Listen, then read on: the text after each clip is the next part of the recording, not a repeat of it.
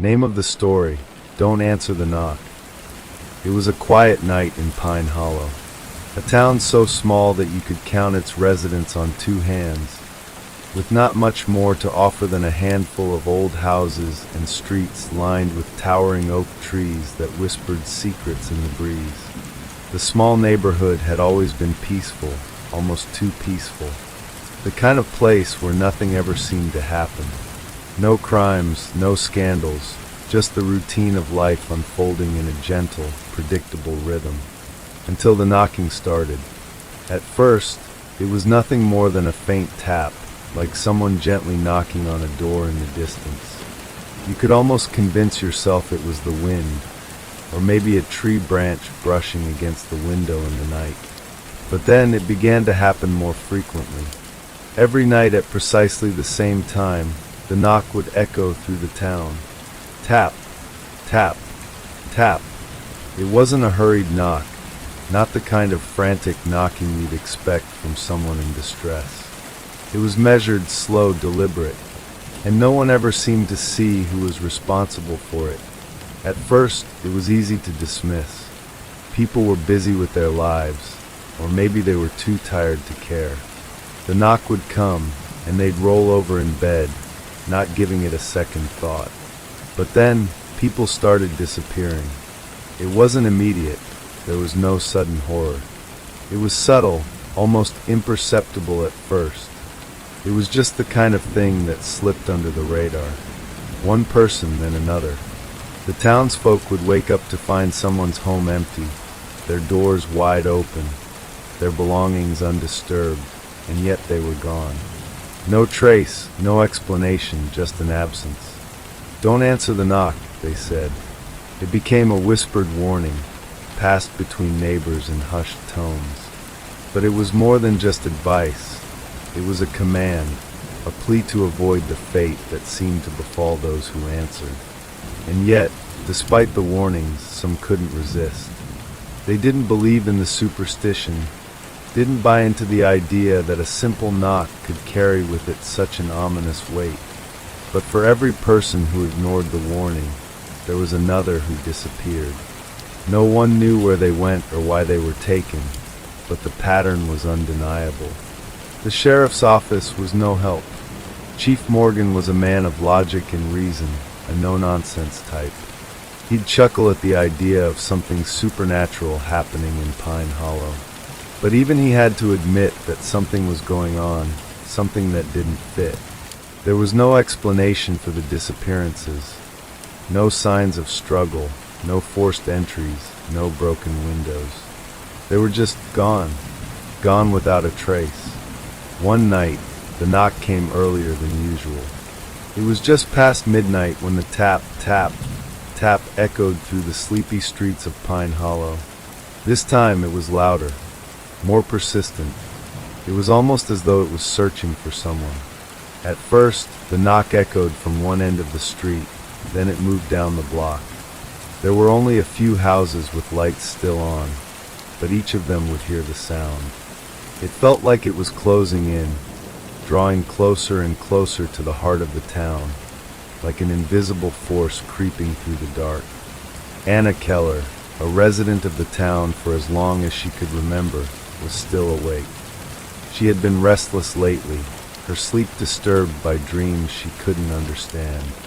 Dreams of a man's voice calling her name, a cold presence in the air, and that same knocking sound that reverberated through the walls of her home. She had heard the rumors, of course. Who hadn't? But she had never been one to entertain silly stories. But tonight was different. The knock felt different. There was something unnerving about it, something that made her skin prickle. Her heart was pounding as she sat on the couch, staring at the door in front of her. The sound came again, louder this time. Tap, tap, tap. It was so close now. Anna stood up, her legs shaky. She glanced toward the window, but there was no one outside. No silhouette, no shadow moving in the streetlight. The world beyond her door was quiet, too quiet. It was as if the entire town was holding its breath, waiting for something to happen. Her hand hovered over the doorknob. Her instincts told her not to open it. Her mind screamed at her to just ignore it, to stay inside where it was safe. But another part of her, something deeper, more primal, urged her to answer. The knocking had an almost hypnotic quality to it, like it was calling her, drawing her in. "Anna," a voice whispered in the darkness. It was faint, but it was unmistakable. She froze. The voice wasn't hers, and it certainly wasn't from anyone outside her house. It came from inside, deep in her mind, a presence she couldn't explain. She reached for the door. Anna's hand trembled as it hovered, just inches from the doorknob. She stood frozen, her breath shallow, heart pounding in her chest. The knock came again. Tap, tap, tap. The sound was louder now, almost deafening in its intensity, as if it was urging her to move, to act. But something deep inside her told her that if she opened that door, she might never be the same. "Anna," the voice whispered again, a little clearer this time, almost like a sigh. It seemed to come from all around her, vibrating through the walls of the house, filling the space with a chilling presence. She couldn't tell if it was real, or if it was simply a figment of her racing mind. But the sense of dread that flooded her was undeniable. Her fingers, of their own accord, twisted the knob, and the door creaked open. The cold night air immediately flooded into the room, carrying with it a strange, almost suffocating stillness. There was no wind, no movement in the trees outside, just the deafening silence. The street lights cast long shadows on the pavement, but there was no one in sight. "Who's there?" Anna called out, her voice shaky, as if the very words might trigger something she wasn't ready to confront. No answer, only the faint echo of the knock, now softer, as if retreating into the distance. But she couldn't shake the feeling that something was waiting just beyond the threshold. Something, or someone, was out there, watching her, waiting for her to make the next move. Suddenly, the voice came again, this time from behind her. "Anna!" She spun around, her heart leaping into her throat, but there was nothing there. Just the empty, dimly lit living room. Her breath came in ragged gasps as she realized she was alone. Yet she could still feel the presence, a heaviness that pressed in on her from all sides. And then she heard it, a faint scuffling sound, as if something, or someone, was moving just beyond the walls of her house. The sensation of being watched intensified, and she could feel the hairs on the back of her neck standing on end. She wasn't alone, and she knew it. Her eyes darted to the front door, now ajar, a sliver of darkness beckoning her forward. A sudden urge to step outside overtook her, and her legs moved before she had time to think. She crossed the threshold, her breath misting in the cold air. The sound of the knock, though distant, seemed to pull her toward the street, toward the shadows that loomed in the distance. She stepped off the porch, her feet crunching against the gravel. The town was eerily still, the houses around her dark and silent. Pine Hollow had never felt so empty. The town she had known her whole life now felt like a ghost town, every street and corner cloaked in an unnatural quiet. And then there was again, the knock. But this time it was louder, closer. Tap, tap, tap. Anna's pulse quickened, her chest tightening with every step she took down the street. The knock came in intervals, each one seeming to echo off the empty houses, bouncing off the walls and shaking her to her core. She looked over her shoulder, half expecting someone, or something, to be right behind her. Nothing. She stopped in the middle of the street, her breath coming in ragged gasps as she tried to steady herself. The sound of the knock was so loud now, so close, that it felt like it was coming from inside her head. A feeling of panic began to settle deep within her, like a stone lodged in her stomach. She couldn't shake the feeling that whatever was knocking, whatever was waiting, was closer than ever before. The knocking came again, but this time it wasn't from the front of her house. It was behind her, near the end of the street. The sound was relentless, steady, and far too purposeful to be a coincidence. Without thinking, she turned and began walking toward the source of the sound. As she neared the end of the street, she saw it, just barely. The faintest outline of a figure standing in the darkness. It was too far away to make out any details, but the shape was unmistakable. A person, standing still in the shadows. The knocking stopped. For a moment, everything was silent, as if the world itself had paused, holding its breath. "Who's there?" Anna called, her voice trembling. She didn't expect an answer, but she couldn't help herself. The presence, the weight of it, was pressing down on her, suffocating her. And then the figure moved. It didn't walk or run. It glided. It was as if it wasn't bound by the same rules of physics that govern the rest of the world. The figure shifted closer, its movement unnatural, like something that didn't belong in this world. Anna's heart raced, her body frozen in place, rooted to the spot by the sheer horror of what she was witnessing. The figure was tall, impossibly tall, with long, spindly limbs that twisted unnaturally as it moved.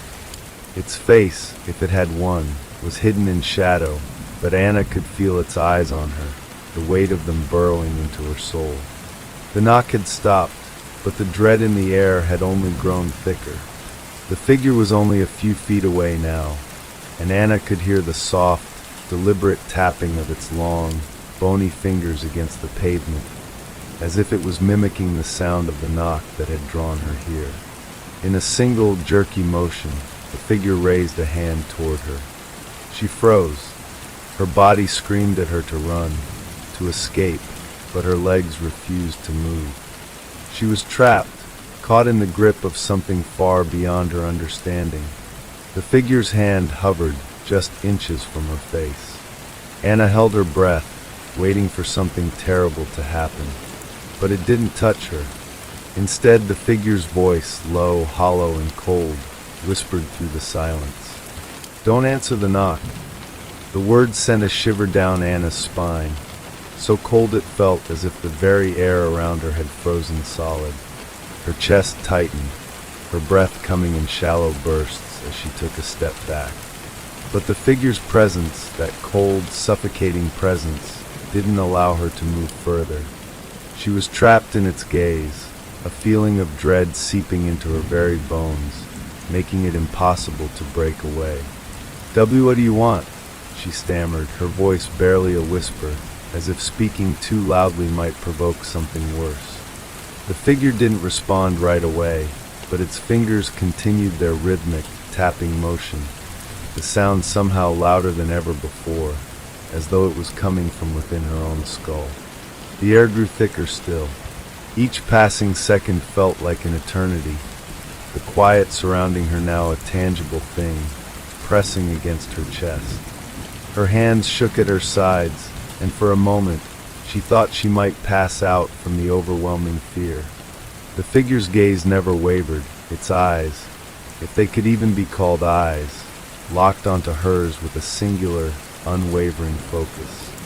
"Don't answer the knock," the voice echoed again, now more insistent, as if it were a command rather than a warning. Anna's thoughts raced, the words seeming to swirl in her mind like a chant, pushing her towards something she couldn't comprehend. The knock, the figure, the strange voice, it all felt connected, like pieces of some puzzle she wasn't meant to solve.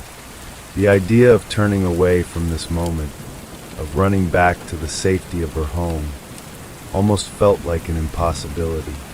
Her body refused to move, as though it had been paralyzed by the presence in front of her. She forced herself to look away, her gaze shifting to the street around her. The town, normally so quiet and peaceful, now felt alien to her. The houses loomed like dark, empty shells, the streetlights casting long, ominous shadows that seemed to stretch farther than they should. Pine Hollow was no longer the home she had known for years. It felt like a place out of a nightmare, one she couldn't wake up from. The figure stepped closer, its long, unnatural limbs creaking as it moved. Anna's pulse quickened, but she couldn't tear her eyes away from it. The closer it got, the more she could see its details, or the lack thereof. Its form seemed to distort with every movement, as if its very existence was unstable, not meant to be in this world. "Why?" Anna whispered, her voice trembling. "Why are you doing this?"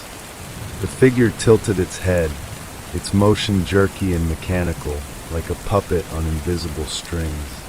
And for a moment, just a brief moment, she thought it might actually respond.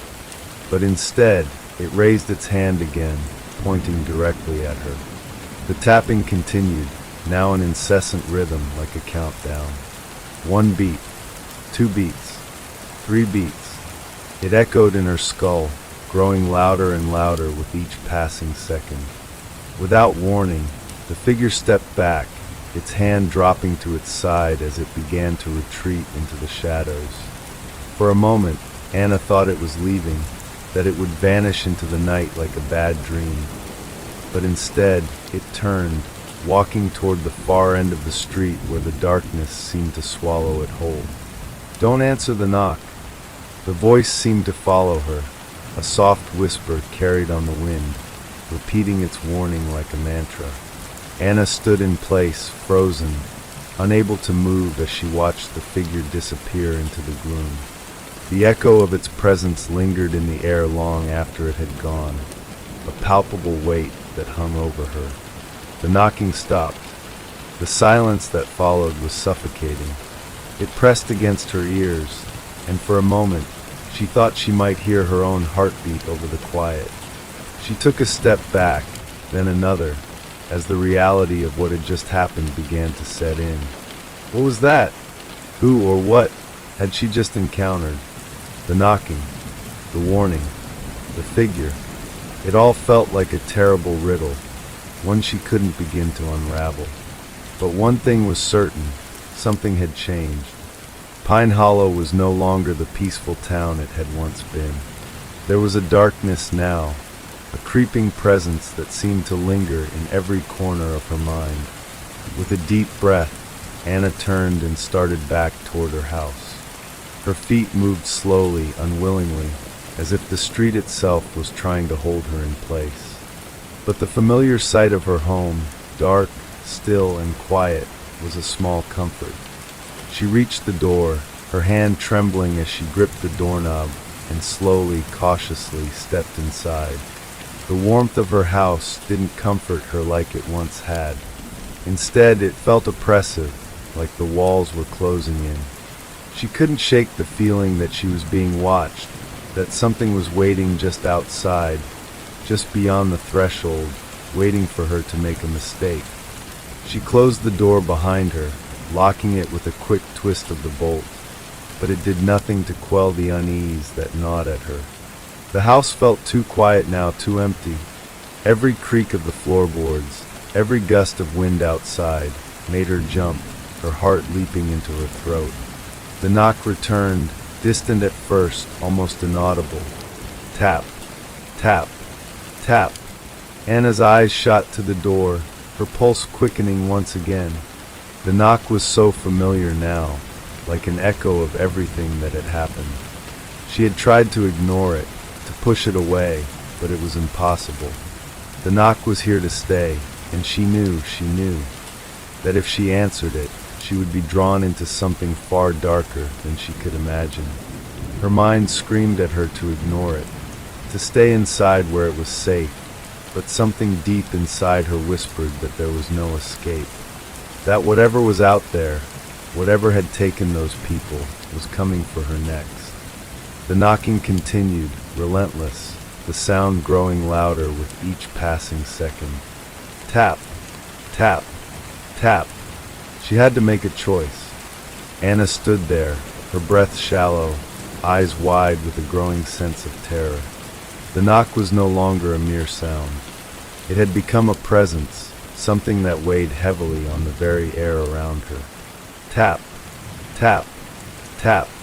The rhythm was unbearable, like a heartbeat that wouldn't stop, echoing in her head, making it impossible to think clearly. Her mind raced. She wanted to run, to flee the house, to escape whatever force was drawing her into this madness. But her legs felt like lead, her body paralyzed by fear. She glanced toward the window, half expecting to see the figure outside, its cold eyes watching her. But there was nothing. The darkness beyond the glass was still, empty. The knock came again. Tap, tap, tap. It was closer now. Somehow, it was right at her doorstep, even though she hadn't heard anyone approach. The logical part of her brain screamed that it was impossible, that no one was there. But the other part, the terrified part, knew the truth. Whatever this was, it wasn't bound by the rules of the world she knew. Her heart pounded in her chest as she turned toward the door. The familiar would seem alien now, the brass doorknob cold and foreign beneath her fingers. Every instinct told her to stay away, to never open the door. And yet, there was that whisper again, the faintest sensation of something calling her, something urging her to just open it. "Don't answer the knock," she whispered to herself, repeating the warning like a mantra. But it was no use. The pull was too strong. Her hand, against her will, reached for the knob. Suddenly, the knocking stopped. The silence was suffocating.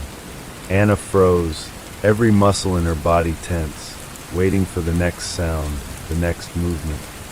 She could hear the soft, erratic thrum of her heart in her ears, the only sound in the quiet darkness.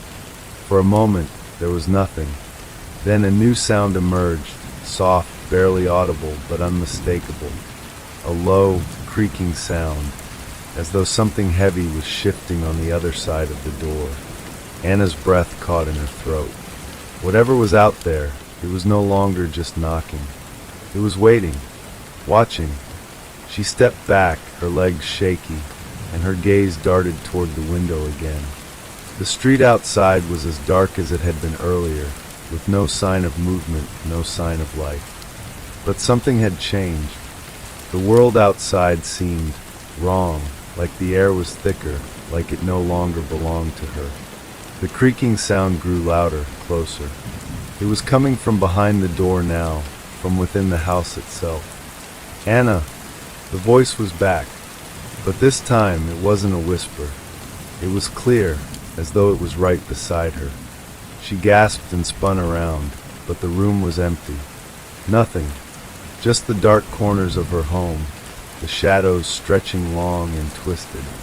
Her hands trembled as she stepped back further into the room, her breath quickening, panic swelling within her chest. The knocking had stopped, but now the house itself felt like it was alive, breathing with her, pulsing with something unknown, something malevolent. The voice came again, louder now, almost as if it were inside her own head. "Don't answer the knock."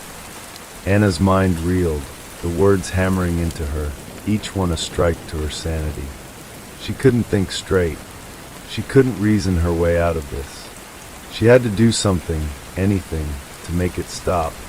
With a trembling hand, she grabbed her phone from the table, hoping for some form of connection to the outside world, something to anchor her in reality. She dialed the sheriff's office, her hands shaking as she pressed the numbers, her mind screaming for help. The phone rang and rang, each tone adding to the oppressive silence of the house. Finally, the line clicked, and Chief Morgan's voice answered, groggy but alert. "Anna, what's going on?" he asked, sounding confused but concerned. "Chief, something's wrong," Anna whispered, her voice barely audible. "The knock, it's happening again. I don't know what it is, but people are disappearing. They're vanishing. And now it's here. It's in my house, Chief."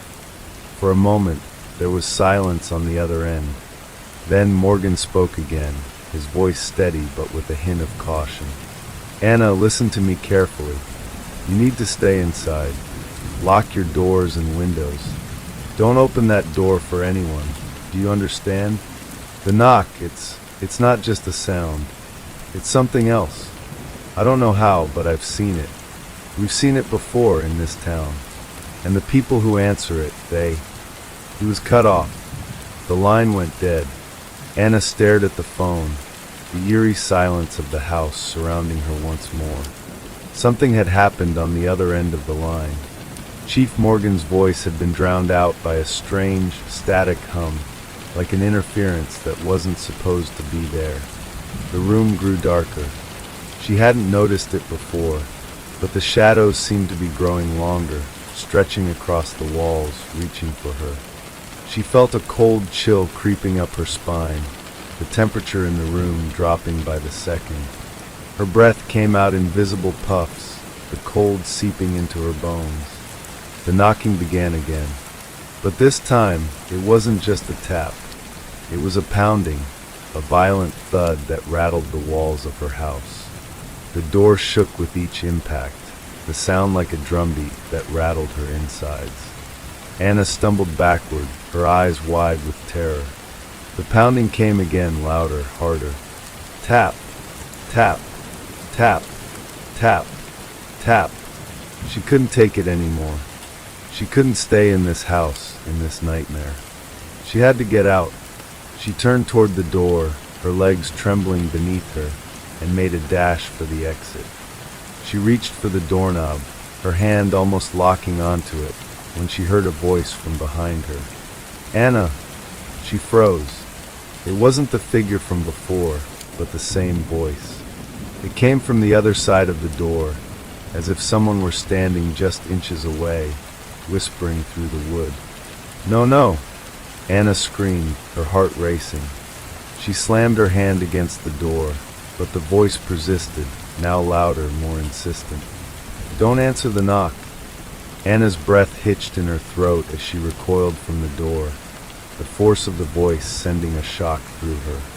She couldn't bring herself to open it, couldn't even bring herself to touch the doorknob again. Her mind raced, her thoughts a tangled mess of fear and confusion.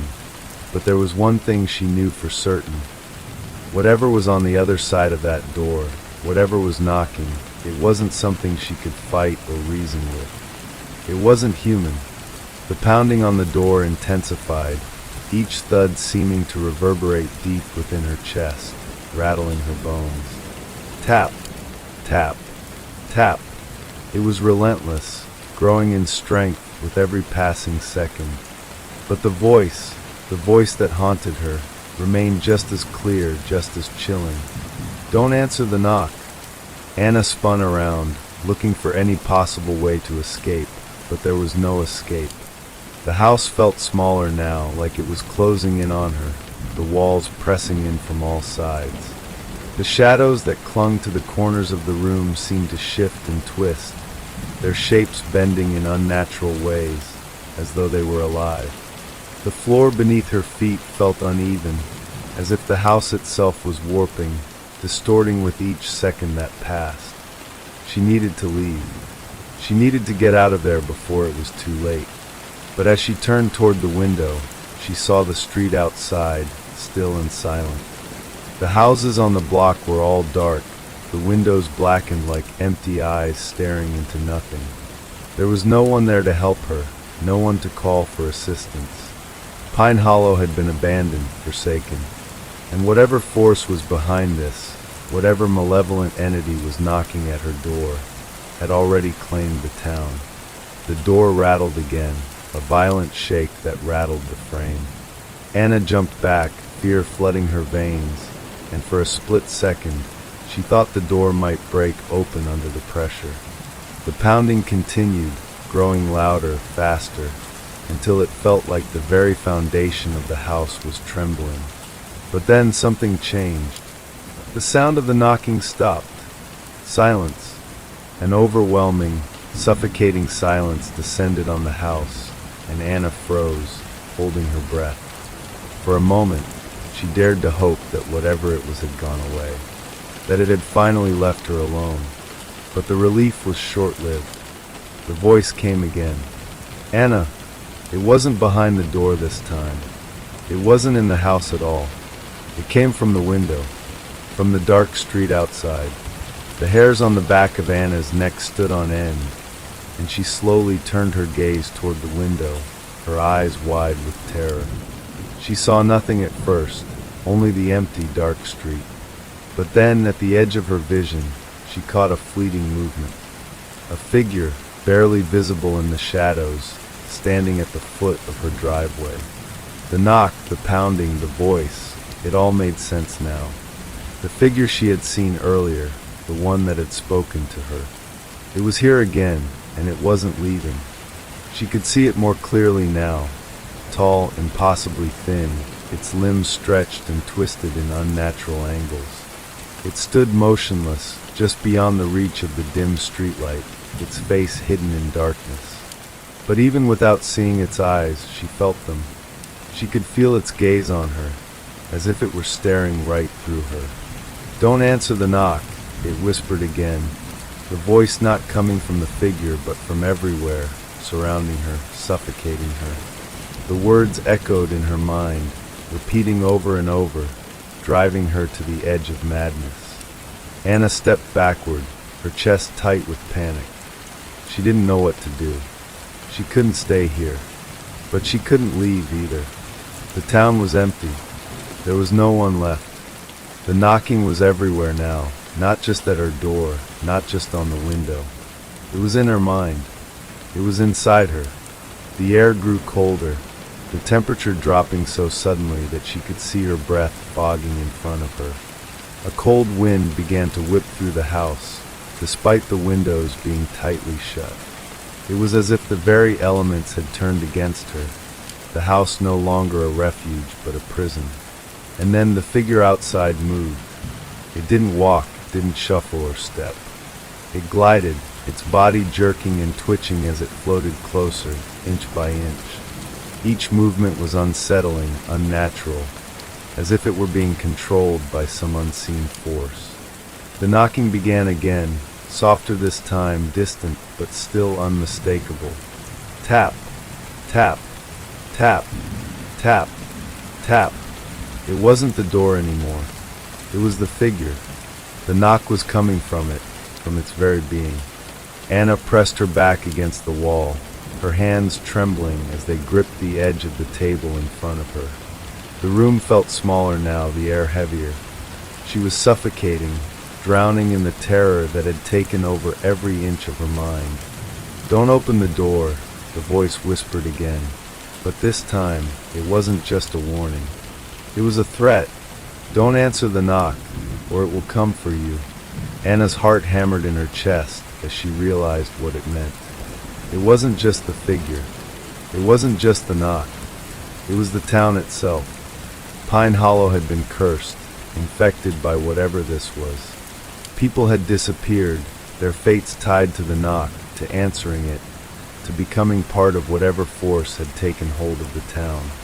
Her mind screamed for her to run, to escape before it was too late, but she was frozen, trapped in place by an unseen force. The knocking was getting louder again, filling the room, echoing in her ears. The figure was almost at the window now, its tall, thin frame looming in the darkness, waiting. Anna felt her legs buckle beneath her, and she fell to the floor, her body shaking uncontrollably. She couldn't breathe. She couldn't think. The knocking wouldn't stop. The figure was coming closer. And the voice, it wouldn't stop, not until she did exactly what it wanted. The knocking, the figure, the voice. It was all one thing. One terrible, inescapable force that had been lurking in the shadows of Pine Hollow, waiting for the right moment to claim her. And now it was here. Anna's heart was pounding so loudly in her chest that it drowned out everything else. The knocking, the voice, the pounding of her own fear. She couldn't escape it. She couldn't escape them. The air around her was thick with dread. Each breath she took heavier than the last. Every corner of her vision was filled with shadows that seemed to move, bend, and stretch toward her, like hands trying to reach out and pull her into the dark. The figure outside was closer now. It was just beyond the window, its tall, unnatural form hovering in the shadows. She could see its outline clearer, its limbs twisting in impossible angles, its head jerking in erratic motions. It wasn't moving toward the door, not in a normal way. It was gliding, hovering just above the ground, like a predator circling its prey. The knocking continued, relentless, a constant, rhythmic sound that reverberated through every inch of her body. Tap, tap, tap, tap. It wasn't just on the door anymore. It was all around her. In the walls, in the floor, in the air. She could feel it pressing down on her, suffocating her, drowning her in its weight. "Don't answer the knock," the voice whispered again, its tone cold, final. Anna's thoughts were a blur. Her legs trembled beneath her as she pushed herself into a sitting position, trying desperately to shake the paralysis that had taken over her body. But the fear, the terror, was too much. She was trapped inside her own house, with the knocking closing in, with the figure drawing closer and closer. The room seemed to shrink, the walls closing in around her, the space growing tighter with each passing second. Her breath came in shallow gasps as she fought the overwhelming sense of dread that threatened to swallow her whole. The knocking became louder. Tap, tap, tap, tap, tap. The figure outside was right at the window now. Anna's wide eyes locked onto its form, her heart hammering in her chest. It wasn't just standing there. It was moving its arms, its long, twisted fingers scratching at the window, the sound of nails scraping across glass cutting through the air like a scream. Don't, open the door," the voice murmured, its tone twisted, almost pleading. "Don't let it in. Please." Anna's mind swirled. She wanted to scream, to run, to do anything to break free from this nightmare, but her body refused to cooperate. She was frozen in place, paralyzed by the dread that had taken root in her soul. The knocking was deafening now, a sound so loud that it reverberated through her very bones. The air was cold, so cold that she could see her breath misting in front of her, a thick, swirling fog. The figure outside the window didn't speak. It didn't need to. It didn't need to do anything but stand there, hovering, gliding closer and closer. Its face remained hidden in the shadows, but Anna could feel its presence. It was staring at her, watching her, waiting. The knocking grew louder, and Anna's body trembled violently. The sound was everywhere now, and the weight of it was unbearable. Her skin crawled as she realized that the knocking wasn't just the figure trying to get in. It was the town itself. Pine Hollow was alive, infected by whatever force had taken hold of it, and it was reaching out for her, pulling her into its grasp. The figure outside raised its hand. For a moment, Anna thought it was going to strike the window, to break through, but it didn't. Instead, it slowly lifted its hand to the door, placing its twisted fingers against the wood, its knuckles scraping against the surface as it tapped. Tap, tap, tap. Anna's breath caught in her throat. It was at the door now, right outside. It was no longer just knocking, it was waiting for her to make the mistake of answering, waiting for her to fall into its trap. The voice came again, this time stronger, more insistent. "Don't answer the knock. It will take you. It will take you." Anna's eyes darted frantically around the room, her mind desperately trying to form a plan, trying to find a way out of this nightmare. She thought of the back door, of escaping through the alley behind the house, but she knew it would do no good. The town was sealed, and whatever force was out there was too powerful. No one had ever escaped. No one who had answered the knock had returned. Her gaze snapped back to the window, to the figure that was now standing inches away from the glass, its distorted face still hidden in shadow. The knocking grew louder, faster, until it was a violent, unrelenting sound that filled her mind. Tap, tap, tap, tap, tap. The figure began to move again, not in a way that was human, not in a way that made any sense at all. Its body jerked and twitched with every step, its arms stretching unnaturally long, reaching toward the window as if it were trying to grab her. "No!" Anna screamed, her voice raw and terrified, but it was no use. The figure was already too close. It was already here. And the knock, it was everywhere. It was inside her mind, inside her heart. Suddenly, the door flew open.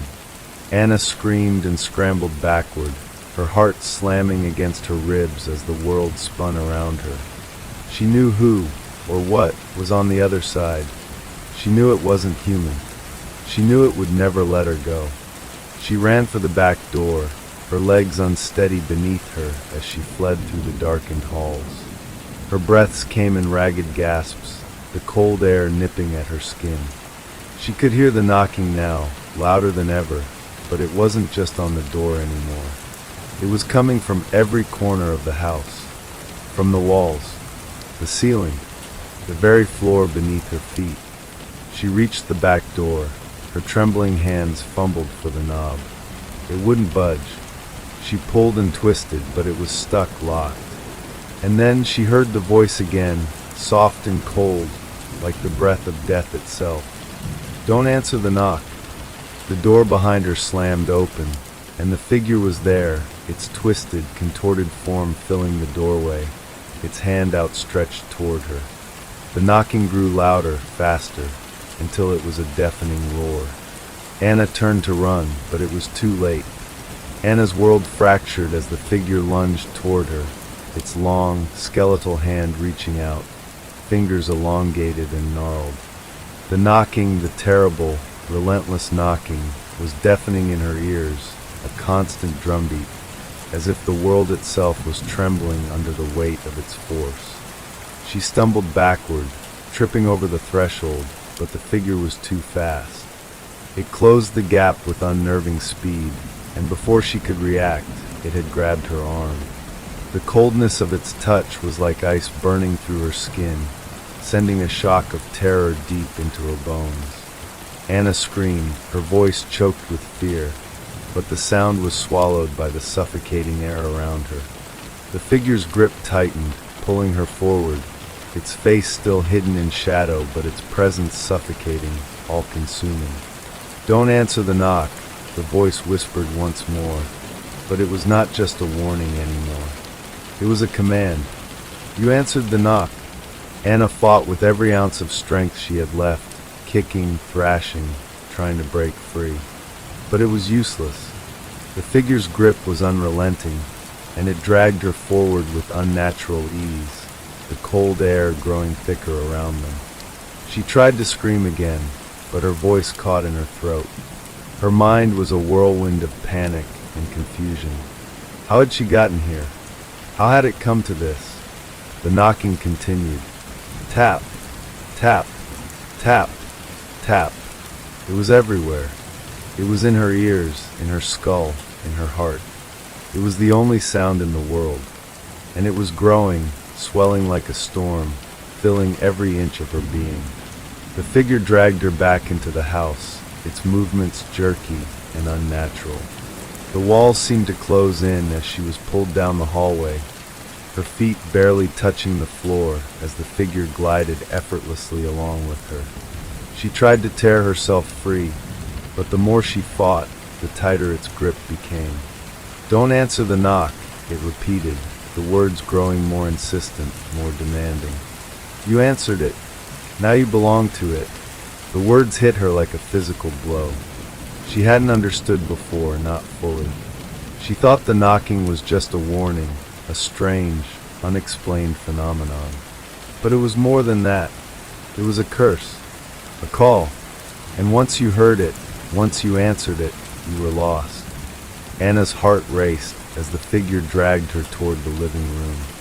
The knocking grew louder until it filled the entire house, until it was no longer just a sound, but a presence. A weight pressing down on her chest, squeezing the air from her lungs. They reached the center of the room, and the figure paused, holding her in place. Anna's breath came in short, frantic gasps, her mind spinning with a mix of terror and disbelief. She couldn't move. She couldn't escape. The walls of the house seemed to close in, the very air thick with dread. She could see the shadows shifting, swirling, as if they were alive, as if the house itself was waiting for something to happen. "Don't answer the knock," the voice whispered again, now so close it felt like it was inside her mind. "It's too late. You answered it. You are part of it now." The knocking had stopped. The silence was almost worse than the sound. The absence of it felt unnatural, as if the very rhythm of the house had been stolen away. Anna's thoughts were racing, her heart beating erratically in her chest. The house was quiet now, too quiet. It felt like it was waiting for something. For her. Suddenly, the figure let go of her arm, releasing her with an almost casual ease. Anna stumbled forward, her knees giving out beneath her. She hit the floor hard, but the pain was distant, unimportant. All that mattered was the silence, the unbearable silence that hung heavy in the air. She looked up, and the figure was gone. For a moment, she thought she might be hallucinating, that this was some twisted nightmare. But then her eyes fell on the door, the one she hadn't answered, the one that had been knocked on so many times. The door was open now. Her breath caught in her throat. The darkness beyond the threshold was absolute, so thick it felt like it was pressing against her skin, pushing into her mind. It was a blackness like no other, like the space beyond the stars, the void that existed before time itself. It called to her, "Don't answer the knock." She could still hear the voice, now a distant echo in her head. The words were haunting, a twisted refrain, but they were fading, slipping away as if they were never truly meant for her. The darkness at the door seemed to stretch out, beckoning her. She wanted to run. She wanted to scream, but her body refused to move. The pull was too strong. It was all-consuming, a force that reached deep into her soul and refused to let go. She stood slowly, hesitantly, the weight of the darkness at her back. Each step toward the door felt like a betrayal of everything she had once known. But there was nothing left to do. She had answered the knock. The door swung wider. Anna stepped into the darkness. Anna's mind was a haze of confusion and fear as she stepped into the darkness. The moment her foot crossed the threshold, a coldness like she'd never known wrapped around her, sinking into her skin, numbing her very bones. The air thickened with something heavy, almost suffocating, and the world beyond the door seemed to swallow her whole. It wasn't just a void, it was alive. It breathed, it pulsed, as if the darkness itself were a creature waiting to consume her. She barely dared to move. Every step felt like a violation of her very existence. She couldn't see anything, just shadows and an oppressive, tangible absence of light. But she could feel it, the weight of the presence, the overwhelming sense that she was no longer alone, no longer in control. There were things here, things watching her. She could feel their eyes on her, unseen but all too real. The door slammed shut behind her with a force that rattled her teeth, trapping her in the inky abyss. A gasp escaped her lips, but it was swallowed by the unnatural quiet that surrounded her.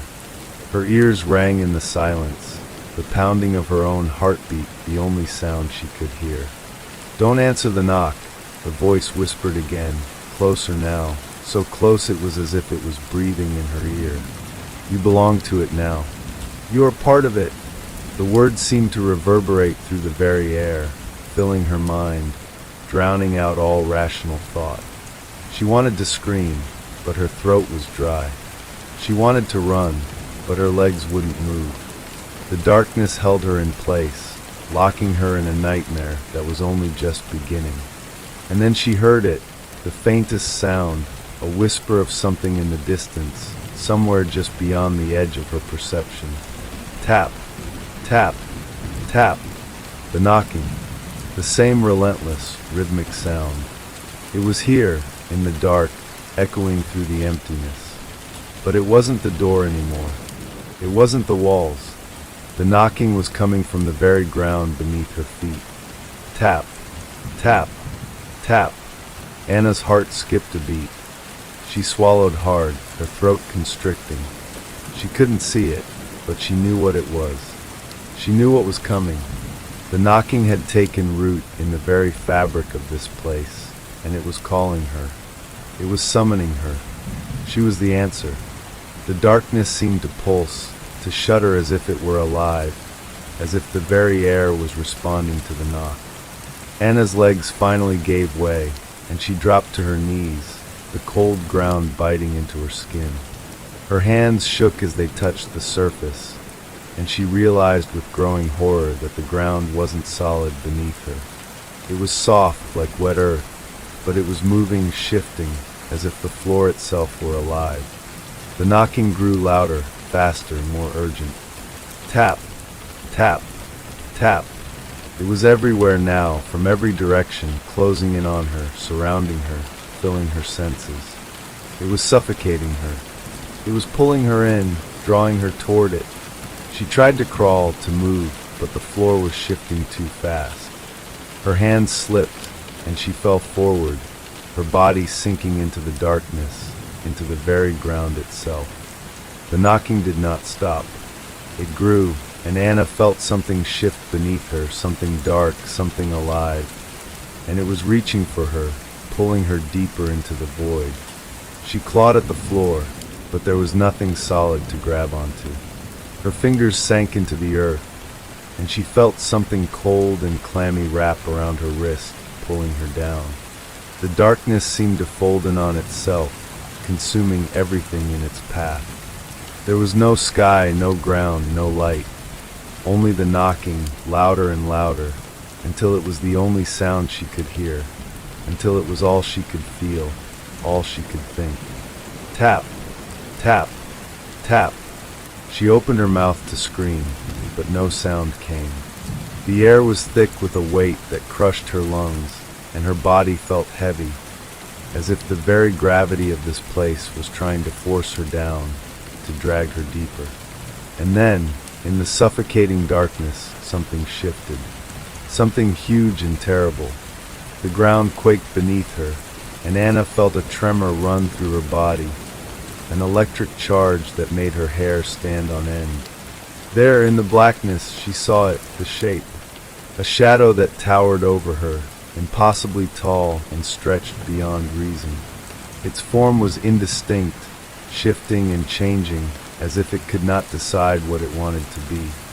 It flickered in and out of existence, the outlines hazy and indistinct.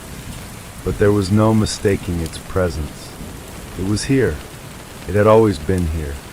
Anna could hear the knocking now, louder than ever. It was coming from the shape, from the thing that loomed over her.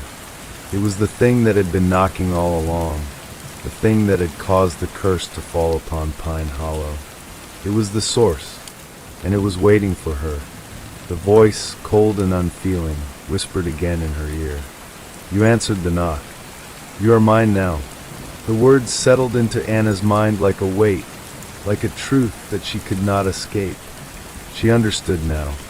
She had answered the knock, and now there was no going back. Pine Hollow was gone. The town was lost, consumed by the darkness, and she was part of it now. As the shadow loomed over her, she felt her body grow heavier, her mind growing foggy. She could feel herself slipping, losing herself in the darkness. She was no longer Anna. She was part of the void, part of the knock. The world spun, and the knocking was all that remained. The darkness seemed to stretch endlessly, an infinite expanse that swallowed everything, sound, light, even time itself. Anna could no longer tell where she ended and the darkness began. Her body felt numb, like it was suspended in some cold, otherworldly limbo. Every part of her mind screamed to fight, to break free, but there was no escape. She was trapped, not just physically, but mentally, as though the very core of her being had been rewritten. She had answered the knock, and now she was one with the shadows, a part of whatever this place was, a place where time and space held no meaning. The knocking had stopped. The silence was almost worse than the sound, though. The oppressive quiet pressed down on her like a heavy weight, crushing her from all sides. It was as though the silence itself was waiting for something inevitable. Anna's mind could hardly comprehend it. Everything was wrong. This place wasn't just empty, it was hollow. It had a pulse, a rhythm, and she could feel it in her very bones. Then something shifted. The shadow, the thing that had been waiting, loomed closer, the air around it crackling with unnatural energy. It was as if it had been following her, observing her struggle, waiting for the perfect moment to claim her fully. Anna's heart pounded in her chest, each beat echoing in her ears, but she couldn't move. Her limbs were frozen, her body trapped in a strange, unnatural paralysis. The shape flickered again, its form shifting with a grotesque fluidity, twisting like a nightmare taking form. It was larger than any human, larger than anything she could comprehend. Its outline pulsed with an eerie glow, no light, but a sickly, dark energy that seemed to warp the very air around it. Anna could almost feel it stretching her soul, like it was reaching into her chest, grasping for something deep inside. The voice, its voice, whispered once more, its tone colder than ever. You answered the knock. Now you are mine. Anna's breath caught in her throat. She couldn't escape the suffocating pressure that surrounded her. Every inch of her body ached, as if she were being pulled in all directions at once. The darkness around her was no longer just a physical space. It was an extension of herself, of her fears, of everything she had been running from.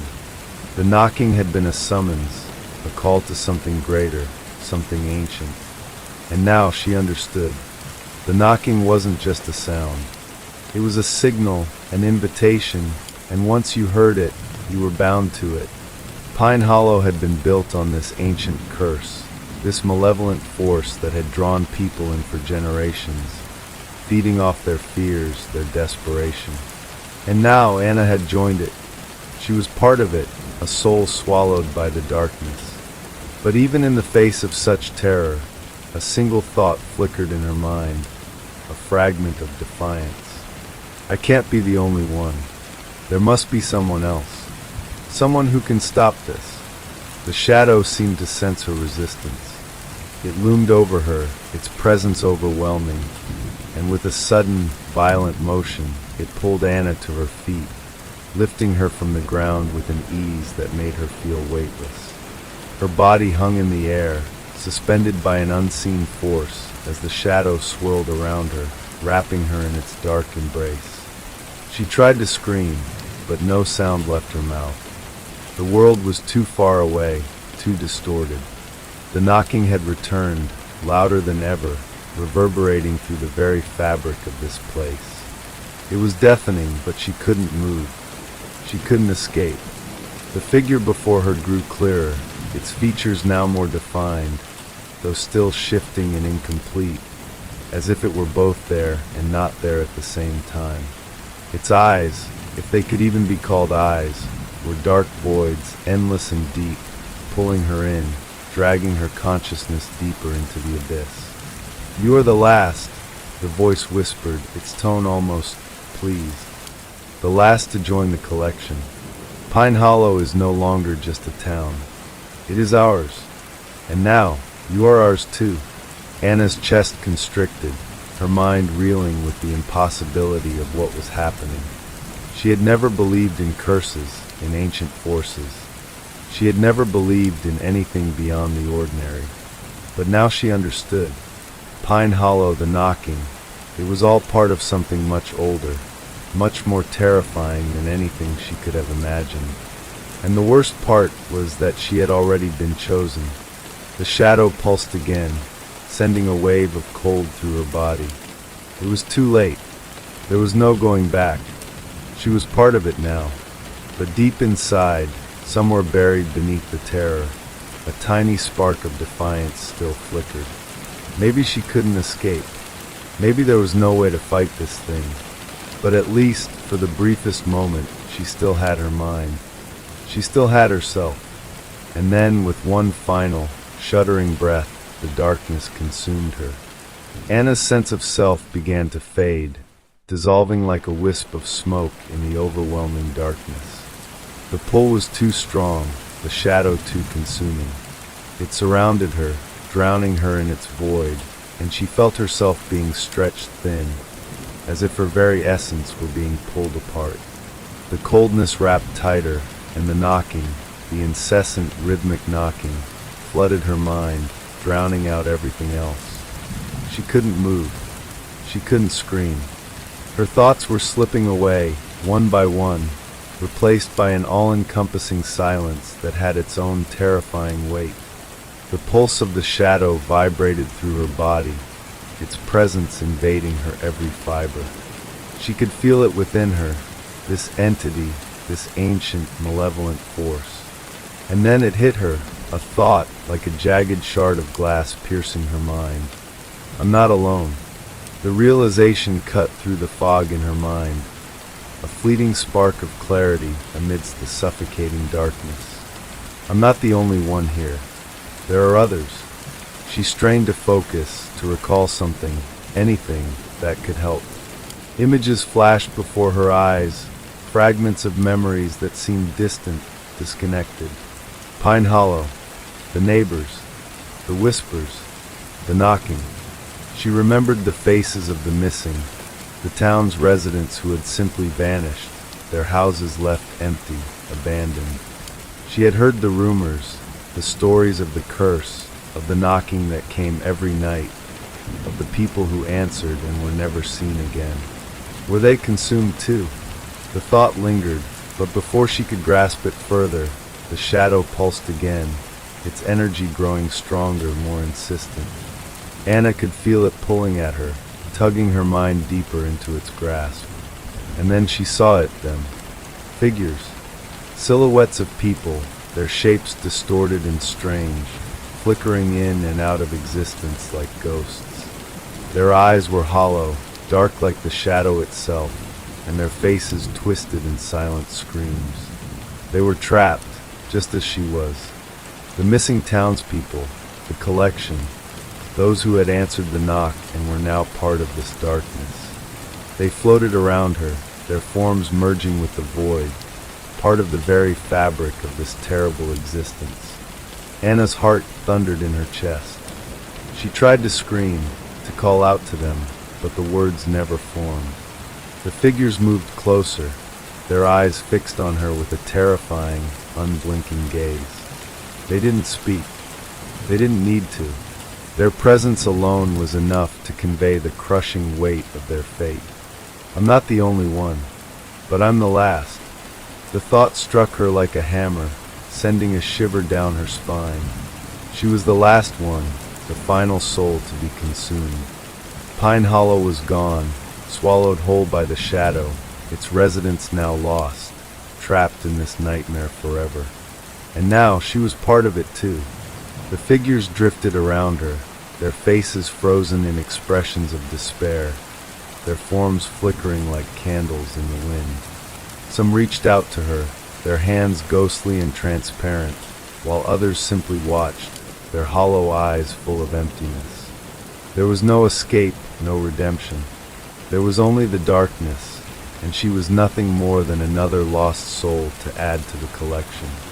The knocking returned, louder than before, reverberating through the very air, the walls, the ground beneath her. Tap, tap, tap, tap. It was endless. It was a constant. It was the heartbeat of this place, of this void. It was the sound of the curse. Anna felt a sudden, unbearable weight pressing down on her chest. The figures around her began to move, their movements jerky, unnatural, like puppets controlled by an unseen hand. They surrounded her, their hollow eyes locking onto hers, and she realized with a sickening clarity what was happening. They were waiting for her, waiting for her to understand, waiting for her to accept her fate. You answered the knock, the voice whispered once more, its tone dripping with satisfaction. And now you are ours. Anna's heart pounded in her chest as she realized the full extent of what had happened. The knock was not just a summons, it was the end. It was a trap, a call that had drawn her in, just as it had done with the others. Pine Hollow, the knocking, the curse, it was all a part of this. This endless, soulless existence. She had answered, and now there was no turning back. The figures moved closer still, their presence overwhelming, their faces a blur of suffering and despair. They were trapped, just as she was, caught in the same nightmare, the same void. They were no longer human. They were part of the collection, part of the darkness. Anna tried to fight, tried to tear herself free from the suffocating grip of the shadow, but it was useless. Her body felt heavy, her limbs unresponsive. She couldn't move, couldn't breathe, couldn't think. The shadow had consumed everything. There was nothing left of her, nothing but the cold, empty void. The knocking stopped again, and the silence that followed was even more terrifying than the sound. It pressed down on her, suffocating her, filling her mind with thoughts of hopelessness. The collection had grown. Pine Hollow was gone, and she was part of it now. The darkness seemed to pulse, a rhythmic beat that matched the knocking, as if the very heart of this place was alive, waiting for something. And then, just as Anna felt herself slip completely into the void, a final thought pierced through her mind. Maybe one day, someone else will answer the knock. But that was a thought for another time, in another place. For now, she was part of the shadow, part of the collection, and Pine Hollow was lost forever. The darkness seemed to stretch on forever, a never-ending, oppressive void. Anna's sense of time had completely shattered, as if she had been here for an eternity, and yet, at the same time, no time at all had passed. She was lost in the liminal space between worlds, between life and death, between existence and oblivion. The figures around her drifted like ghosts, their faces frozen in a perpetual state of agony, their eyes dark and hollow. She had heard the stories, the whispers among the residents of Pine Hollow, the warnings about the knocking. But it wasn't until she had answered that knock herself that she truly understood the horror of it. The knocking was not just a sound. It was a call, a summons to something far older, far darker, than anything the town's residents could have ever imagined. Anna felt herself being tugged along with the others, moving without direction or purpose, as if they were all part of some greater, unstoppable force. There was no escape. There was no hope. And the longer she lingered here, in the clutches of this insidious place, the more she felt herself fading. Her thoughts, her memories, her very identity, all of it seemed to blur, to dissolve, until she could barely remember what it felt like to be herself. But then something shifted. For a fleeting moment, the oppressive darkness seemed to tremble, as if it were alive and reacting to something. Anna's mind stirred, a flicker of awareness igniting in the depths of her consciousness. She could hear it again, the knocking. It wasn't just a sound now. It was a presence, a weight pressing against her mind. Tap, tap, tap, tap. It was no longer the distant, mechanical rhythm it had once been. It was something else, something deeper. The knocking had changed. And then, through the veil of darkness, she saw something, a light, faint and distant, flickering like the last remnants of a dying star. It was almost imperceptible at first, just a speck of light in the vast emptiness, but as Anna focused on it, it grew stronger, brighter, pulsing with an unnatural energy. Her heart raced in her chest. Could it be? Could there be a way out of this nightmare? The light pulsed again, and she felt herself drawn toward it, a magnetic force pulling her through the endless void. She tried to resist, but the darkness around her seemed to shift and warp, as if it was aware of her movements, aware of her thoughts. The shadow stretched, reaching out for her, but the light was stronger now, cutting through the void like a blade. With each step, Anna felt her body grow heavier, as if the darkness was trying to pull her back into its depths. But she fought against it. She couldn't give in. Not now, not when there was a chance of escape. She had to reach the light. The knocking grew louder, faster, more urgent, echoing through the void like the heartbeat of something ancient and terrible. It was trying to stop her, to drag her back into the fold, but Anna's resolve was stronger now. She wouldn't go back. Not after everything. Not after all she had endured. The light grew brighter still, until it enveloped her, bathing her in its glow. The oppressive weight of the darkness lifted slightly, just enough for her to take a breath, just enough for her to think clearly again. And then suddenly the knocking stopped. A strange stillness filled the air. The light around Anna flickered, almost like it was alive, and for the briefest moment, she felt the grip of the shadow loosen. The figures around her had stopped moving. The air felt lighter, less suffocating. She wasn't sure if it was an illusion or if something had actually changed, but she knew one thing for certain. She wasn't alone in this anymore. The light intensified, growing into a blinding beacon of pure energy, and for the first time since answering the knock, Anna felt something within her stir. It was a feeling of power, of strength, something that had been absent since she stepped into the darkness. The pull of the shadow was still there, still trying to drag her down, but now it felt weaker, less certain. A voice echoed through the light, soft at first but growing louder, clearer, until it filled her mind completely. You don't have to be part of this. You don't have to answer anymore. Anna's heart pounded in her chest as she recognized the voice. It was familiar, so familiar. You're not the first to be trapped here, and you won't be the last. The figures around her shifted, their eyes suddenly fixating on the light, their forms growing restless, as if they too felt the change. Some recoiled from the light, others seemed to reach for it, desperate to touch it, to be free from the darkness. But the light was no longer for them. It was for Anna. The voice came again, more urgent this time, its tone filled with an almost pleading intensity. This is your choice. You can remain here, or you can escape. You can break the cycle. You can stop the knocking. Anna's chest tightened as she fought the darkness within herself. The figures around her, the lost souls of Pine Hollow, seemed to move in slow motion, their eyes locked on her, their faces frozen in despair. They were begging her, silently, to make the right choice. To escape. With a final, gut-wrenching effort, Anna pushed forward, toward the light, toward freedom.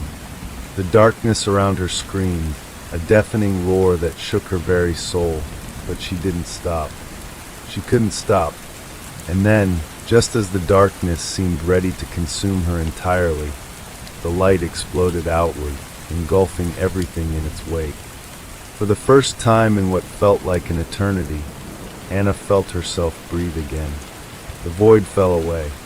The light was overwhelming at first, a brilliant flare that blinded Anna, searing her very being with its intensity.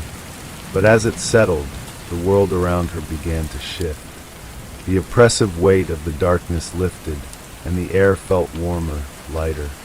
The suffocating emptiness that had consumed her for so long slowly dissipated, replaced by the familiar sounds of life, the rustling of leaves, the distant murmur of wind, and the quiet chirp of crickets in the distance. She gasped, inhaling deeply, as though she had been underwater for too long, and was now drawing in air for the first time.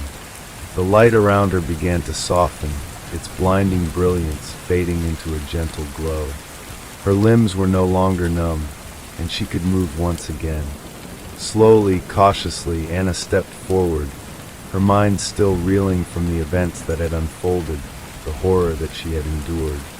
But the world around her felt different now, real, solid, and free of the oppressive void that had once surrounded her. She was no longer in the place where the shadow had held her. Pine Hollow was gone. There was no trace of it, no remnants of the town she had once known. All that remained was an open, expansive landscape, bathed in the soft light of a pale moon. The ground beneath her feet was solid, the earth cool and familiar. It was quiet, eerily quiet, but not in the way that the darkness had been. It was the kind of silence that filled a space with peace rather than dread. But as she looked around, something unsettling stirred within her. The silence wasn't just the absence of sound, it was the absence of life. There were no signs of people, no familiar structures, no houses or roads. Just wide, empty fields stretching into the horizon. It was as if the world she had known had been erased, wiped away, and replaced with this barren land. Her heart began to race again, a sense of dread creeping up her spine. She tried to take in the landscape, to understand where she was, but everything felt wrong. She could feel the weight of the absence of the town, the absence of the people she had known. Pine Hollow and all its cursed residents were gone. But how? Before she could process further, the knock returned. It was a faint sound at first, almost imperceptible, but then it grew louder, echoing across the empty fields. Tap, tap, tap, tap. The rhythmic sound of that same haunting knock that had started it all, the sound that had drawn her in. Anna froze. The knocking wasn't just distant anymore. It was everywhere. It was in the earth beneath her, in the wind that blew across the fields, in the air she breathed. It was all around her. Her pulse quickened, her body tensing with fear. She had escaped the darkness, escaped the shadow, but the knock, the curse, had followed her. It had never truly gone away. It was still here, waiting for her. No, Anna whispered to herself, her breath trembling. No, it can't be. She took a step backward, her heart pounding in her chest as the knocking grew louder, more insistent. The sound was driving into her mind, beating against her thoughts like a hammer. Tap, tap, tap, tap. Suddenly, something moved in the distance, just beyond the reach of the moon's light. At first, it was only a flicker, an odd distortion in the air. But then it took shape, growing clearer and more defined. A figure. No figures. Anna's eyes widened as more and more silhouettes appeared in the distance, emerging from the darkness like ghosts. They were moving slowly, methodically, and she could see their eyes, those hollow, empty eyes, staring at her with an unsettling intensity. Her breath caught in her throat as the figures began to move toward her, their forms shifting and twisting as if they weren't quite solid. The knocking intensified, matching the pace of their movements, as if the very act of their approach made the sound louder, more pronounced. Tap, tap, tap, tap. Anna's legs wobbled beneath her, and she staggered backward, fear surging through her like ice water. Her mind screamed for her to run, to get away, but her body refused to obey. It was like she was rooted to the spot, trapped in place by the relentless rhythm of the knocking and the figures drawing nearer. One of the figures stepped forward, its shape becoming clearer as it crossed into the moonlight. Anna's breath hitched in her chest as she recognized it. It was her, a twisted version of herself, a dark, hollow reflection of who she had once been. The figure stood before her, its face blank and lifeless, its eyes two empty pits staring at her with an almost accusing gaze. She opened her mouth to scream, but no sound came out. Her mind reeled. She couldn't understand what was happening. She had escaped the shadow, the curse. She had broken free. But now, here it was again, this thing that wore her face, this monstrous version of herself standing before her. The figure raised a hand toward her, its fingers stretching unnaturally long, like the limbs of some grotesque, twisted being. Anna stumbled backward, her mind a whirlwind of panic, but she couldn't escape. The figures were closing in on her, and the knocking was growing louder still, a maddening pulse that pounded through her skull. The dark version of herself stepped forward, its lips pulling into a grotesque smile. "You answered the knock," it whispered, its voice a low, guttural rasp. "And now you are part of it. You are part of us." Anna's breath caught in her throat, and she staggered back, her pulse racing. This wasn't just a nightmare. This was real. The curse, the knock, it wasn't something that could be outrun. It wasn't something that could be escaped. The knocking would follow her, always. The darkness would follow her. And once you answered, once you were chosen, there was no escaping it. The figures began to close in on her, their twisted forms circling like vultures around their prey.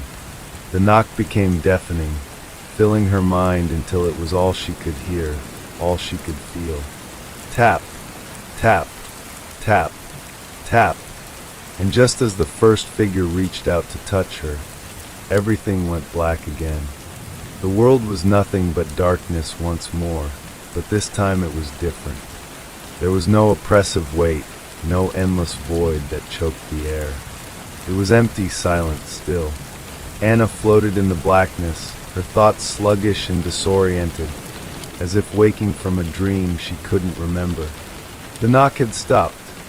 For a brief moment, there was nothing but the absence of sound, the absence of everything. Her chest ached, and she gasped for air, only to realize her body was weightless, suspended in this deep void. There was no ground beneath her, no horizon, no sense of up or down. It was as though she had been untethered, cast adrift in a vast, empty expanse. Slowly, she became aware of something stirring in the distance, something moving toward her. It was subtle at first, a faint flicker in the darkness. But as it drew closer, Anna could make out its shape. It was a figure, walking steadily toward her.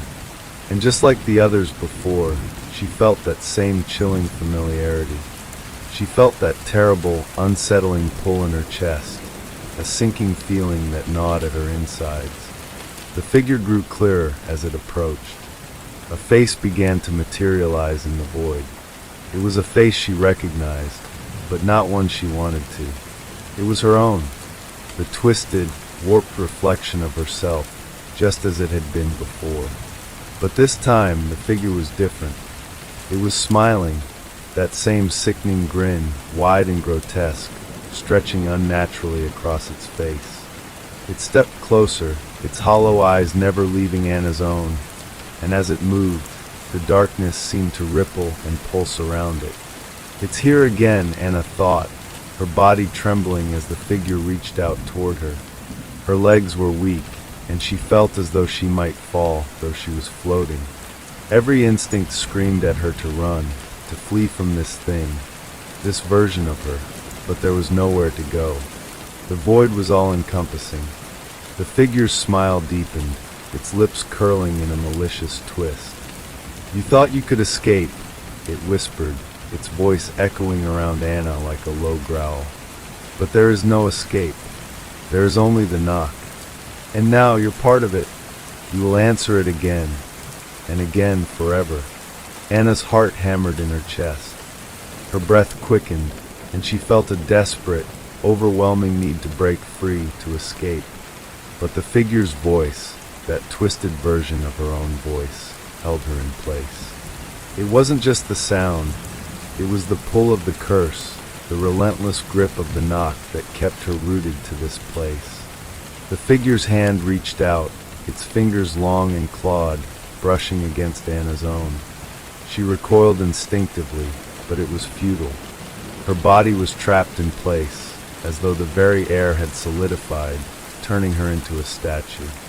"You were never meant to leave," the figure continued, its voice low and cold. "Pine Hollow is ours, and you are ours."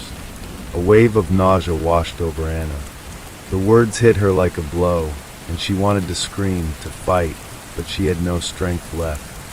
She had given everything trying to escape. And now, standing before this twisted version of herself, she knew there was no escaping. The figure's eyes burned with an unnatural intensity as it moved closer, its grin widening. And then it spoke again. "Answer the knock." Anna's body froze, and she felt her mind slipping away once more. The knock, the sound that had haunted her, that had dragged her here, it echoed in her head, louder and louder, until it drowned out everything else. Tap, tap, tap, tap. It was relentless, a thundering, maddening rhythm that pounded through her skull. She wanted to scream. She wanted to fight, but she couldn't. Her own voice failed her. She could only hear the knock, the curse that had claimed her. The figure's form shifted, becoming blurry and indistinct, its face now a grotesque amalgamation of distorted features. The knock grew louder still, reverberating through the very fabric of the void. Tap, tap, tap, tap. And then, just as Anna thought she might go mad from the sound, she felt the pull again, the tugging at her consciousness, drawing her forward towards something. The knock was a call she could never ignore, a call that would always find her. For a moment, the world around her seemed to crack. The blackness splintered, and she saw something, a door. A simple wooden door, standing alone in the middle of the void. The knocking came from behind it. Tap, tap, tap. Anna's breath caught in her throat. She knew what it was. She had seen it before, in the moments before she had answered the knock. The door, the threshold that marked the beginning of her descent into this nightmare. And now it had returned. The figure behind her stepped back, its hollow eyes gleaming in the darkness, and in that moment, Anna knew what she had to do. She had to answer. She had no choice. With trembling hands, she reached out, her fingers brushing against the cold wood of the door. It felt solid, real, like something from the world she had once known. And as her hand touched the handle, the knocking stopped. There was a silence that filled the air, a terrible, suffocating silence that pressed down on her chest. Her heart raced as she slowly turned the handle, pushing the door open with a creak that echoed in the void. And as the door swung wide, she stepped through. The air was different on the other side of the door. It was heavy, thick with the smell of damp earth and decay. For a moment, Anna stood still, trying to make sense of her surroundings, but the landscape before her was as disorienting as the darkness she had just left. The world seemed familiar, yet utterly foreign. She stood in the middle of a forest, the trees twisted and gnarled, their branches reaching out like skeletal hands. The ground beneath her feet was uneven, covered in a layer of wet leaves that crunched with each step she took. A cold breeze stirred the air, carrying with it the scent of rotting vegetation and damp wood. The moonlight filtered through the thick canopy above, casting long, eerie shadows that stretched across the forest floor. But it wasn't just the forest that unsettled her. It was the quiet. There were no sounds of wildlife, no chirping of crickets, no rustling of leaves, no distant howls of wolves. The silence here was different from the void she had just escaped. This silence was suffocating, oppressive, as though the world itself was holding its breath. Anna's mind raced as she tried to make sense of where she was. The knocking, the curse, it had to be connected to this place. It had to be. But how? Why? Was this a new layer of the nightmare, or was this something else entirely? The trees loomed around her, dark and menacing, their trunks thick and twisted. The forest felt alive, but not in any natural way. There was something wrong about it, something ancient and malignant. She could almost feel the presence of something watching her, lurking just out of sight. Her instincts screamed at her to turn back, to go through the door and return to the darkness, but she couldn't. Not again. Not after everything she had endured. As she hesitated, a noise broke through the silence. It was faint at first, almost imperceptible, but it grew louder as she listened. It was a voice. Anna's heart skipped a beat. She spun around, her eyes scanning the darkened trees for any sign of movement. But there was nothing. The forest was still. The voice came again, clearer this time. A whisper, barely audible, but unmistakable. It was coming from behind her, from the direction of the door she had just stepped through. "Come back, it's not over." Anna's breath caught in her throat. She knew that voice. She had heard it before. It was her own voice. But how? How could it be her voice? Her legs trembled beneath her as she turned back toward the door. It was still there, standing alone in the middle of the forest, its wooden frame barely visible against the dark trees. But it was different now. The door had changed. It no longer appeared solid and real. Instead, it looked as though it was made of shadows, its edges blurred and indistinct, as if it were a mirage, a thing that existed only in the darkest corners of her mind. And through the door, she could see nothing, just an endless, swirling blackness. The voice came again, this time louder, more insistent. "Don't go. You're not ready. You have to answer." Anna's mind spun with confusion. The knock, the voice, the door. It was all too much. What was happening? Had she ever truly escaped? Or had this been a trick all along? Was there really a way out, or was she doomed to keep answering, to keep following the knock forever? Her heart hammered in her chest as she stumbled backward, away from the door. The knocking began again, softer at first, but then growing louder, more rhythmic, until it filled the air, echoing in her skull like a maddening drumbeat. Tap, tap, tap, tap, tap. The sound was unbearable. She tried to cover her ears, to block it out, but it was inside her head now, rattling her thoughts, drowning out everything else.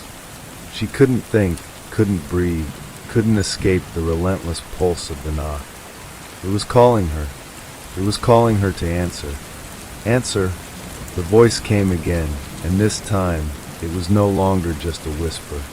It was a scream, a horrific, distorted version of her own voice pleading with her. Answer the knock. You can't run. You can't hide. It's already begun. Anna felt herself trembling, her knees giving way beneath her as the sound of the knock intensified, pounding in her chest, in her bones, in her very soul. She could feel herself slipping away again, just as she had before, the darkness threatening to consume her once more. But this time she wasn't alone. Something moved in the shadows of the forest, something big.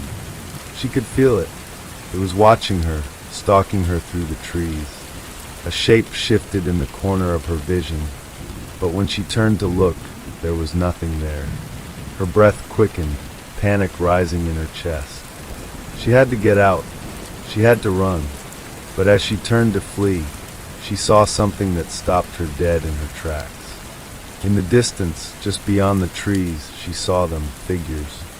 Shadowy figures, standing still in the clearing, their faces obscured by darkness. But there was no mistaking it. She could feel it. These were the same figures she had seen before. The lost souls of Pine Hollow. The cursed ones who had answered the knock. They were waiting for her. Her legs were frozen in place, her body unwilling to move. The knocking was deafening now, an unrelenting sound that filled every corner of her mind.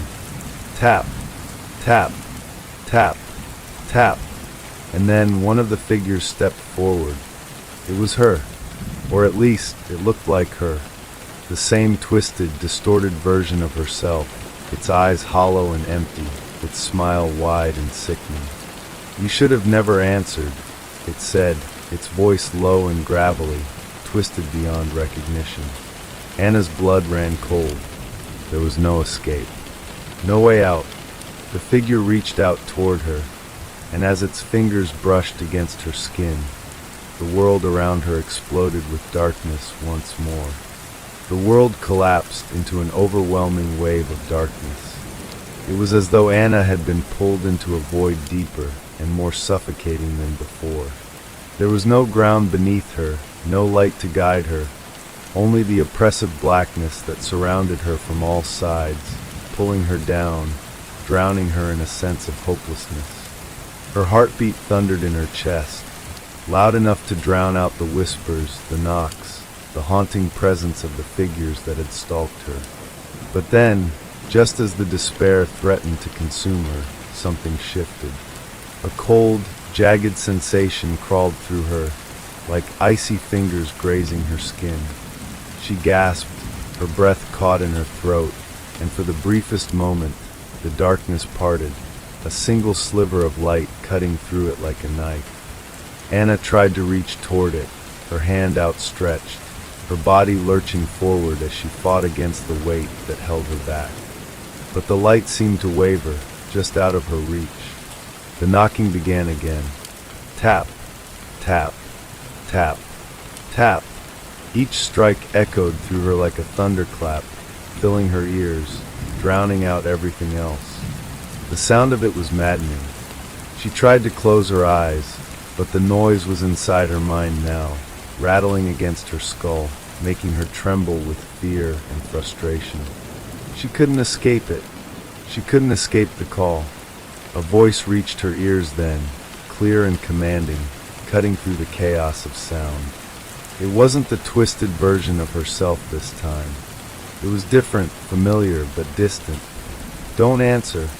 Anna froze, her heart racing, her breath coming in ragged gasps. The voice was soft but filled with an undeniable authority. It was a warning, a plea. Her mind reeled. Who was it? Who was speaking?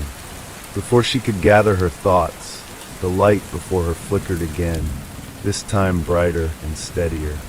The knocking stopped, the silence falling over her like a heavy blanket. She could feel the presence around her fading, the oppressive weight lifting just enough to give her a fleeting sense of hope. But then the voice came again, this time louder, more urgent. "Don't answer the knock. You don't know what it means. You can't. It's already too late." Anna's pulse quickened. Too late? What did that mean? What had she done? Her mind spiraled as the figure that looked like her came into view again, stepping from the darkness. The twisted reflection of herself that haunted her every step, the one she could never escape. Its hollow eyes bore into her, and the smile twisted into something far more sinister. "It's already begun," the figure whispered, its voice warped and hollow, carrying the weight of 1,000 lost souls. The knock returned, louder, more insistent, a pounding that vibrated through the very core of her being. Tap, tap, tap, tap. Answer it. The voice came again, distorted, twisted, as though it came from 1,000 mouths. Her body moved before she could think, her hand reaching out toward the source of the knock, toward the void where the door stood, hovering in the blackness like an anchor to her fate. She could feel her fingers twitching, drawn to it, unable to stop herself, unable to resist the pull. The knock was a compulsion. It was the force that had brought her here, and it was the force that would claim her. "Don't!" The voice was there again, sharper this time, and in that moment, Anna realized the truth. The knock, the curse, it wasn't just about answering. It was about the choices that led her here. Each time she had responded, each time she had been pulled into this cycle, it had been her choice. But it wasn't a choice at all. It was a trap that forced her to follow the path, to play the game, to submit to the will of whatever dark force controlled it all. "Don't answer," the voice repeated, but it was too late. The knock was stronger than her will, louder than the voice that warned her. She reached for the door, her hand trembling, but as her fingers brushed against it, everything went black again. The darkness enveloped her once more, and this time there was no light to pierce through it. No warmth, no sound, just a cold and endless void stretching on in all directions. Anna's chest tightened, the air growing heavier with each passing moment. The silence was suffocating, and the weight of it pressed down on her like a physical force. It felt as though the very fabric of the world was unraveling, pulling her deeper into the abyss. Her breath quickened, and the feeling of panic began to surge through her once again. She was alone, completely alone, and yet the sensation of being watched never left her. It lingered like a shadow, just beyond her reach, waiting. But what was out there? A faint sound broke the silence, faint at first, like a distant murmur. Then it grew louder, clearer. The knocking. Tap, tap, tap, tap. The sound was unmistakable, reverberating through her bones, thrumming against her skull. The rhythmic pattern of it was maddening. She couldn't escape it. The knock had found her again. Her heart pounded as she struggled to comprehend what was happening. Was she still in the forest? Had she left it behind, or was this a new level of the nightmare? The knock was louder now, overwhelming, demanding attention. But she couldn't make herself go to it. She couldn't move. Her legs felt heavy, like they were made of stone, as if the very ground beneath her had become an anchor, holding her in place. And then she saw it. The door. It was standing before her, as if it had materialized from the darkness itself. No warning, no shift in the air, just there. The door. And behind it, the knock. Her body reacted before her mind could process. The door was calling her, beckoning her with the same unyielding force that had claimed her so many times before. Every instinct screamed at her to resist, to turn away. But the compulsion was too strong. She had always been drawn to it, always answered when it came, even when she knew it would lead her back into the nightmare. And now, standing before it, there was no choice. The knock was relentless, and the darkness was closing in around her, a heavy pressure building in her chest. She reached for the handle. Her fingers brushed against the cool metal, and she flinched, her skin crawling at the sensation. But it was too late. She turned the handle, the door creaking open with a groan that sounded like a death rattle. The air on the other side was thick with the scent of decay, and the world beyond the door was just as empty and desolate as the one she had left. The forest, the figures, the knock, they were gone. The world outside was an endless stretch of barren, lifeless land. But something was wrong. The air felt wrong. The silence was deeper, more suffocating. And there, just ahead, barely visible in the distance, she saw it, a figure standing motionless in the bleak landscape. At first, it was nothing more than a shadow, a silhouette against the ashen sky. But as she moved closer, the figure became clearer. And when she saw it, she stopped dead in her tracks. It was her, a twisted, contorted version of herself, standing in the distance as if waiting for her. Its eyes were hollow, its face twisted into an expression of grotesque mockery. The figure stood still, but Anna could feel its gaze on her, could sense the cold, malevolent presence that radiated from it. It was a reflection of herself, but twisted, corrupted by whatever force had taken root in this place. The knock began again. Tap, tap, tap, tap. It came from behind her. She turned, heart hammering in her chest, and there, at the doorway, stood another figure. Another twisted version of herself, smiling with that same sickening grin. Its eyes gleamed with malice, and Anna could feel the weight of its stare, as though it were waiting for her to make a move. The knocking grew louder, the rhythm more frantic, as if something was trying to force its way through, as if something was trying to break free. Come, the first figure called, its voice echoing in the empty space. It's time to join us. Anna took a step back, panic rising in her throat. There was no escape, no way out. The figures were closing in on her, and the knock, it was everywhere, filling the air, filling her thoughts. It was suffocating her, making it impossible to think, to breathe. The second figure grinned wider, its smile grotesque, almost inhuman. "You've already answered," it whispered. "And now, you belong to the knock." Anna's legs buckled beneath her as a wave of dizziness washed over her. The knock was everywhere now, a pulse in her skull, in her veins. It was the only thing she could hear, the only thing that mattered. The knocking was her fate, her doom, her destiny. And the figures, they were waiting for her to acknowledge it. Her breath came in shallow gasps, and her thoughts grew hazy. She wanted to scream, to fight back, but it was no use. The darkness closed in, swallowing her whole. And then, as if from a distant memory, she heard the voice again, the same voice that had warned her, that had tried to stop her. "Don't answer the knock." But it was too late. The knock had already claimed her. The world shattered into a cascade of fragmented images. The figures, their hollow eyes, the door, and the endless knocking. It all became a blur, a swirling mass of darkness and light that she couldn't hold on to. The landscape seemed to stretch and bend, twisting in ways that made her stomach churn.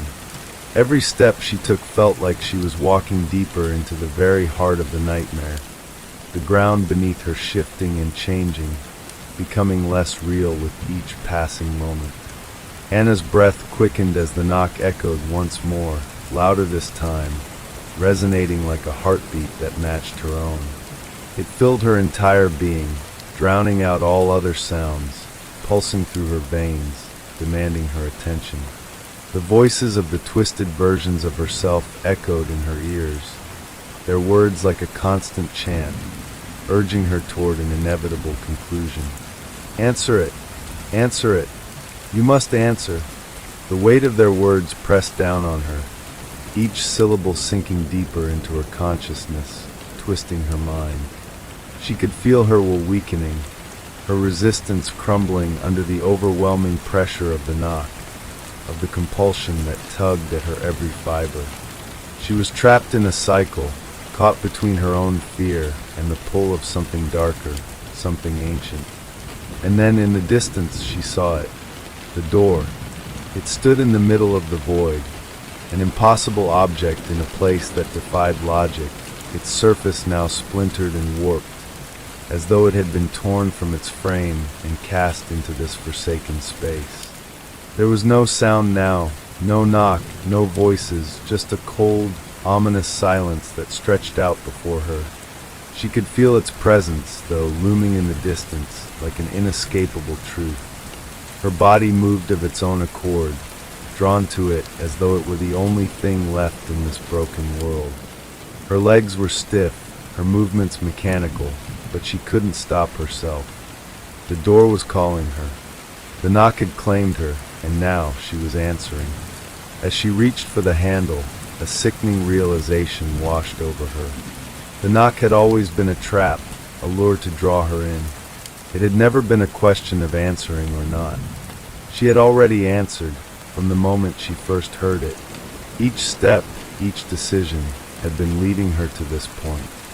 The door wasn't an escape.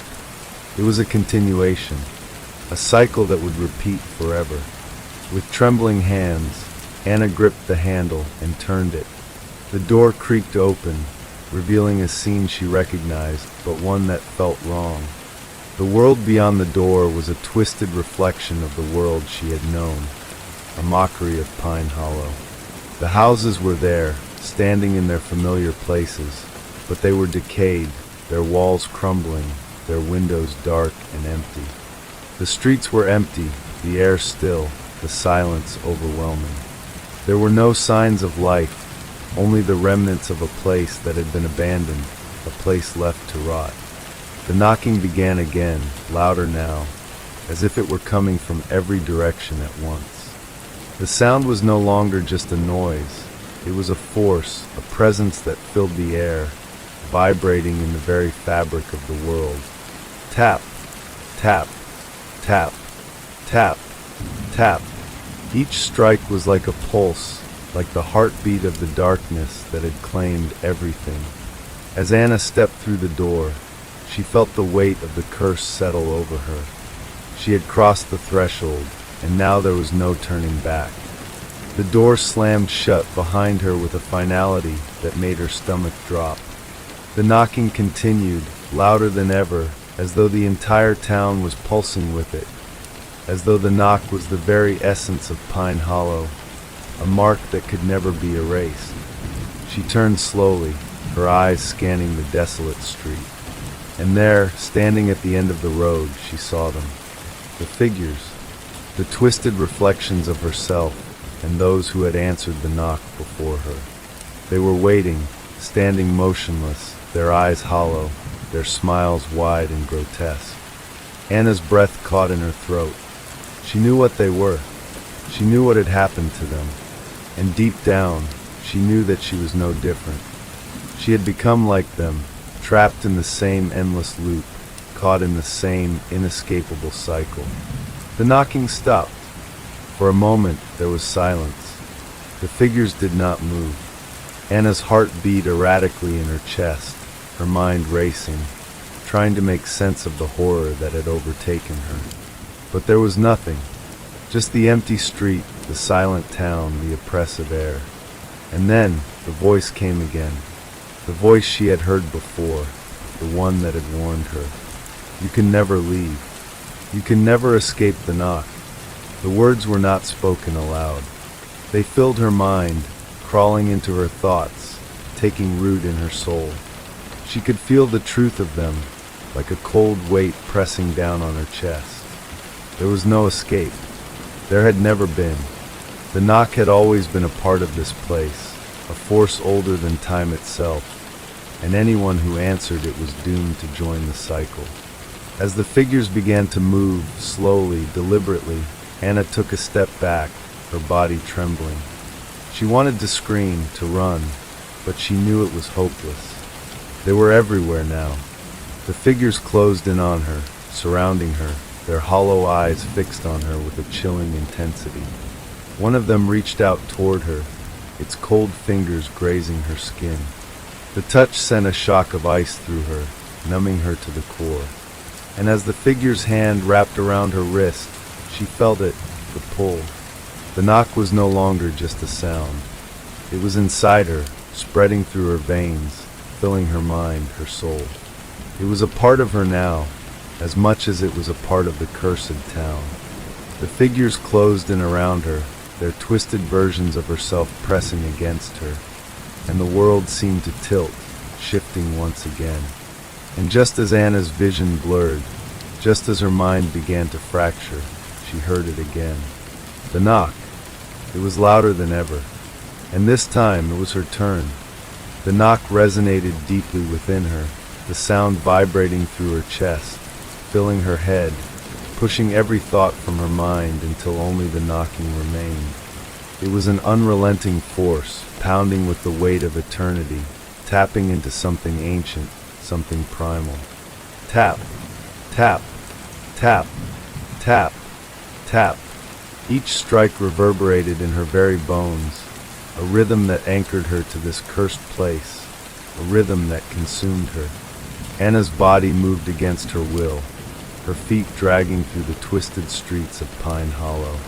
The figures, twisted versions of herself, of everyone who had answered the knock before her, surrounded her, their hollow eyes fixed on her every movement.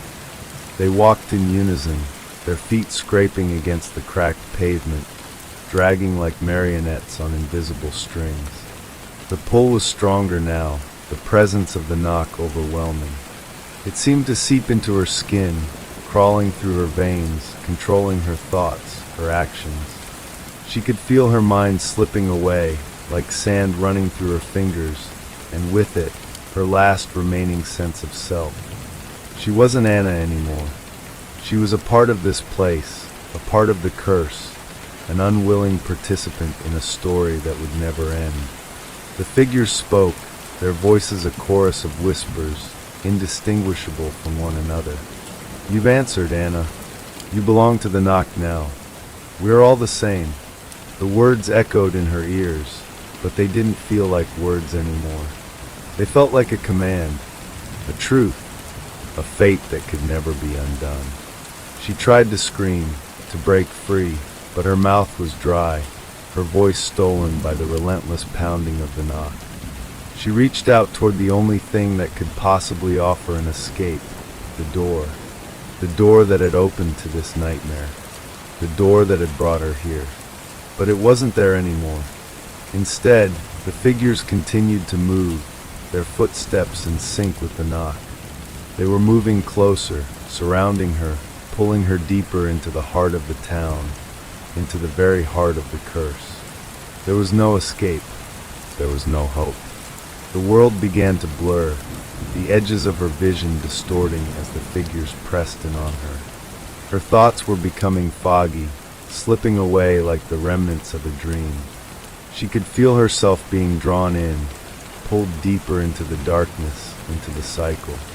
And then, just as her mind seemed to shatter, she heard it, the voice again. You can never escape. You can never leave the knock. You belong to it now. You always have. Anna tried to scream, but her mouth was empty. No sound came. She was nothing but a shell, trapped in a world of endless repetition, a world where the knocking was the only constant. Tap, tap, tap, tap, tap. The figures were closing in, their eyes burning into her soul, their presence suffocating. She felt the coldness of their touch, the chill of death that lingered in the air. And then in the distance she saw it. Another door, another entrance to the cycle, another threshold to cross. She knew what she had to do. Without thinking, her feet moved toward it, her body controlled by the force of the knock, by the compulsion that had overtaken her. The door was just ahead, waiting for her. It was no different than the last one, no different than the countless others she had walked through before. She reached for the handle. It was cold to the touch, like ice, but it felt familiar. She had done this so many times before. She turned it, and the world shifted once more. The door opened to another darkened street, another twisted version of Pine Hollow. The figures were already here, standing in their places, waiting for her to join them. The knock began again, louder, more insistent than before, each tap filling the air with a deafening intensity. This was it. This was the cycle. The door would always open to the same nightmare. The knocking would never cease, and Anna would always answer. As the figures gathered around her, their twisted forms reaching toward her with hollow eyes and cruel smiles, she knew, deep down, that she would never escape this place. She would never be free from the knock. It had claimed her body and soul, and now she was one of them. Anna felt her consciousness slipping away, her mind a fragile thread unraveling in the face of the relentless cycle. The knock echoed through her body, each pulse reverberating like the steady beat of a heart that wasn't her own. The figures, all reflections of what she once was, circled her, their hollow eyes locked onto hers, their faces distorted by grotesque grins that twisted their features into something unrecognizable. There was no compassion in those eyes, no warmth, only a cold, endless hunger that seemed to consume the very air around them. "Join us," one of them whispered, its voice a hollow echo of Anna's own. "It's the only way. It's always been this way." Anna's knees buckled beneath her as the weight of their words crushed down on her. She wanted to scream, to fight back, but there was no strength left in her. Her body was not her own anymore. Her mind wasn't either. The knocking had taken everything from her, and now it was claiming her soul. The world around her blurred and shifted once again, as though the very ground beneath her feet was no longer solid. It was as though she were floating, suspended in some timeless void, where the rules of reality no longer applied. She felt lightheaded, disoriented, and yet there was something oddly comforting in this state. The knock had settled deep inside her, making its home in her mind, in her very being. and with it, the voices of the figures, the ones who had answered before her, became her constant companions. They spoke in unison now, their voices a chorus that filled the space around her. You've answered. You belong to the knock now. The knocking continued, a never-ending rhythm that filled the air, the space, and her very thoughts. It was suffocating, inescapable, and yet she found herself drawn to it, unable to resist its pull. We are all the same now, another figure murmured, its hollow voice sending a shiver through her. You are not the first, and you won't be the last. A sickening realization washed over Anna. She wasn't special. She wasn't unique. She wasn't the first person to fall victim to the knock. She was just one in a long line of others who had answered, only to be consumed by the unyielding force that had claimed this town. Pine Hollow wasn't cursed. It was a prison where every person who answered the knock was trapped for eternity.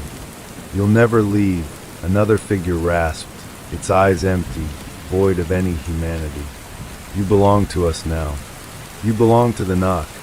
Her heart pounded in her chest, each beat a desperate attempt to fight against the suffocating pull of the knock. But it was useless. She could feel her mind slipping further, her thoughts becoming muddled, distorted.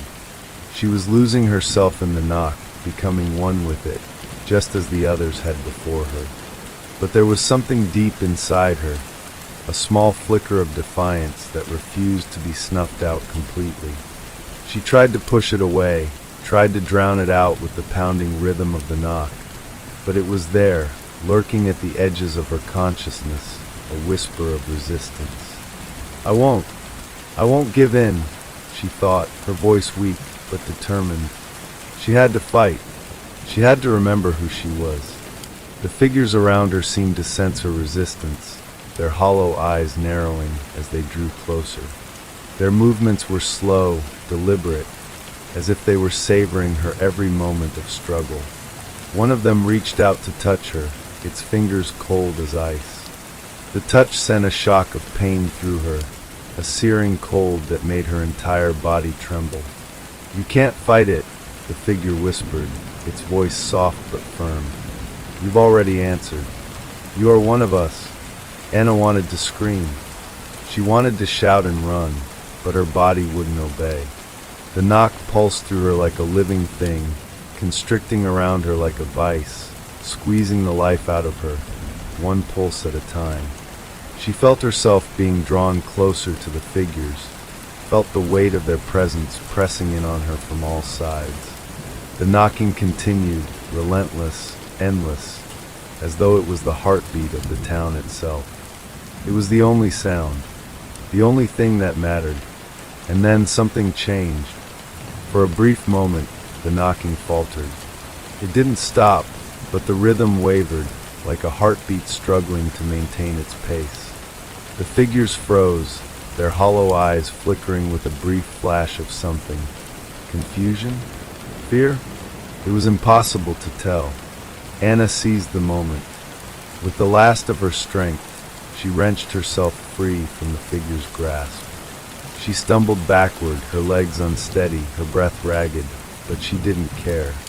The flicker of defiance, of resistance, was still there, burning in her chest.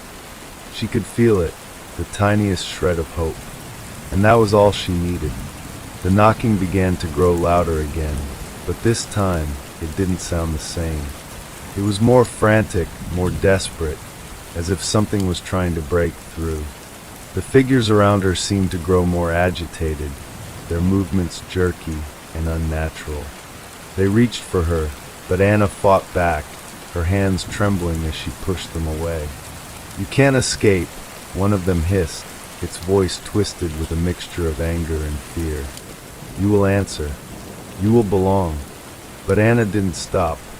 She couldn't stop.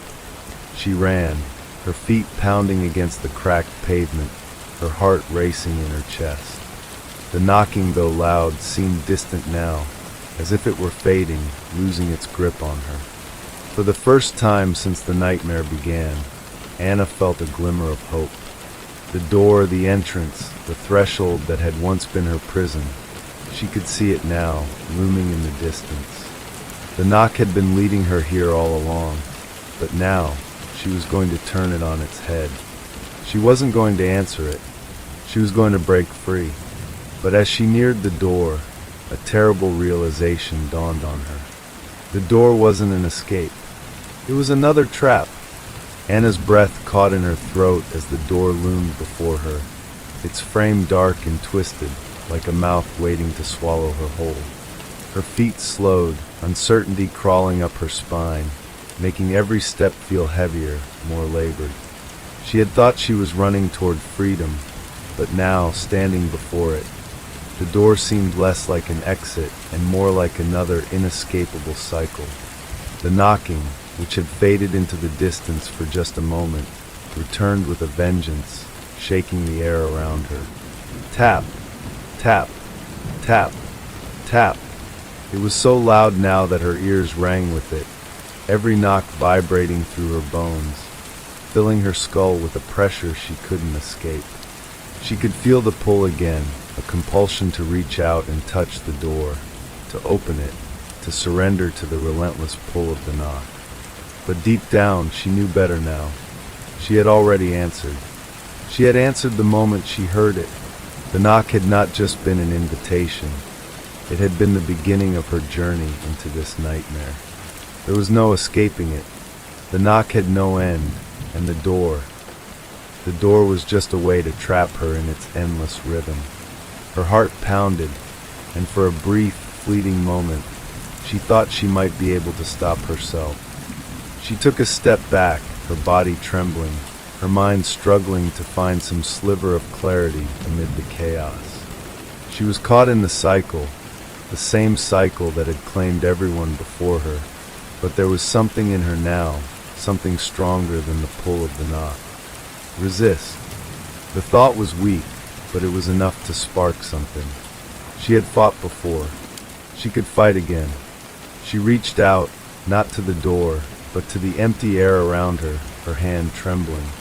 And for the first time in what felt like forever, her mind cleared, if only for a moment. She wasn't alone. Not completely.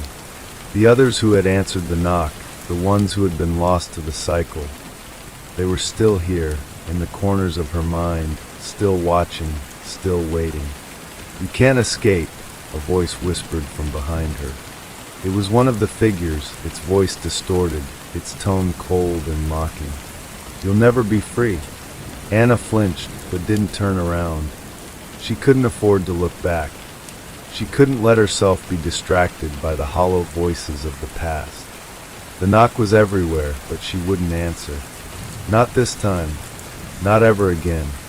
She took another step back, feeling the heavy weight of the figure's gaze on her.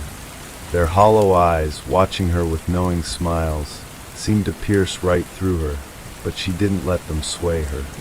This was her choice, her moment. And then something shifted. The ground beneath her feet seemed to crack, a low rumble filling the air as the knocking intensified. It was as if the very fabric of the world around her was beginning to unravel, the edges of reality fraying as the pull of the knock grew stronger. The air grew colder, the space around her warping, bending in unnatural ways. The door behind her seemed to distort as well, its shape becoming more fluid, more alien. It was happening again. The cycle was starting to reset. Anna could feel herself being drawn back toward the door, her legs moving of their own accord, the knock's rhythm becoming her only thought, her only desire. She couldn't stop it. She was falling into the trap once again, her mind, her body, her soul. All of it was slipping away. "No," she screamed, her voice hoarse, but it was drowned out by the relentless knocking. The figures moved closer, their cold fingers reaching for her, their eyes burning with hunger. Anna fought with everything she had, but it was no use. She was trapped. The cycle was too powerful, and she was nothing more than a pawn in its game. Her fingers brushed the door's handle, and for the briefest of moments, she felt something shift inside her. a sense of awareness, a recognition. This wasn't just a door. It was the boundary between the real world and the nightmare that had consumed Pine Hollow. This door was the dividing line, the threshold between her reality and the world of the knock. The figures were closing in, their twisted faces distorting into something worse, something even more grotesque. Their whispers filled the air, repeating the same phrases over and over. Answer, answer, answer. And then, just as Anna was about to succumb, she felt a surge of strength. It wasn't her own. It wasn't even the resistance that had sparked in her mind earlier. It was the others, the ones who had answered before her, the ones who had been consumed by the knock. They were with her. Their voices, their experiences, they were not gone. They were inside her now, urging her to break free, to not let herself fall into the same trap. And for a moment, she felt the presence of their strength, their unity, even if they were lost to the cycle. They were still there, guiding her, fighting alongside her. Her hand wrapped around the handle, her fingers gripping it tightly, as if she were holding on to the last thread of her sanity. And with all her will, she yanked it open.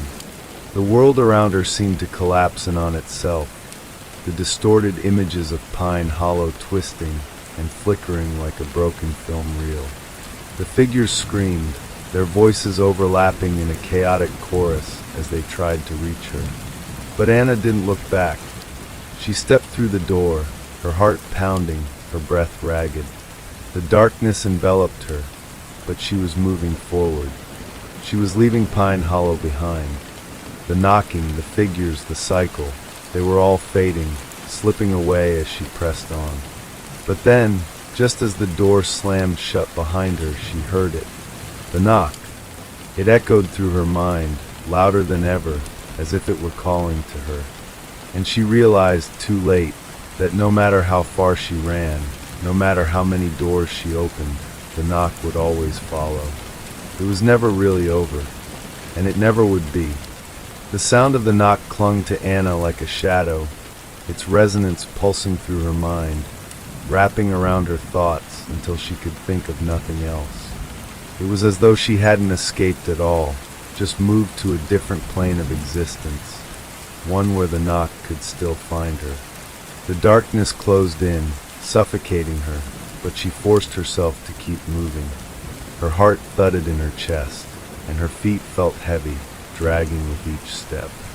The echoes of the knock became more distant, but it was no less persistent.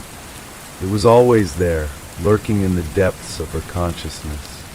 She reached out, feeling for something to steady herself, but her hand brushed against nothing but the cold, empty air.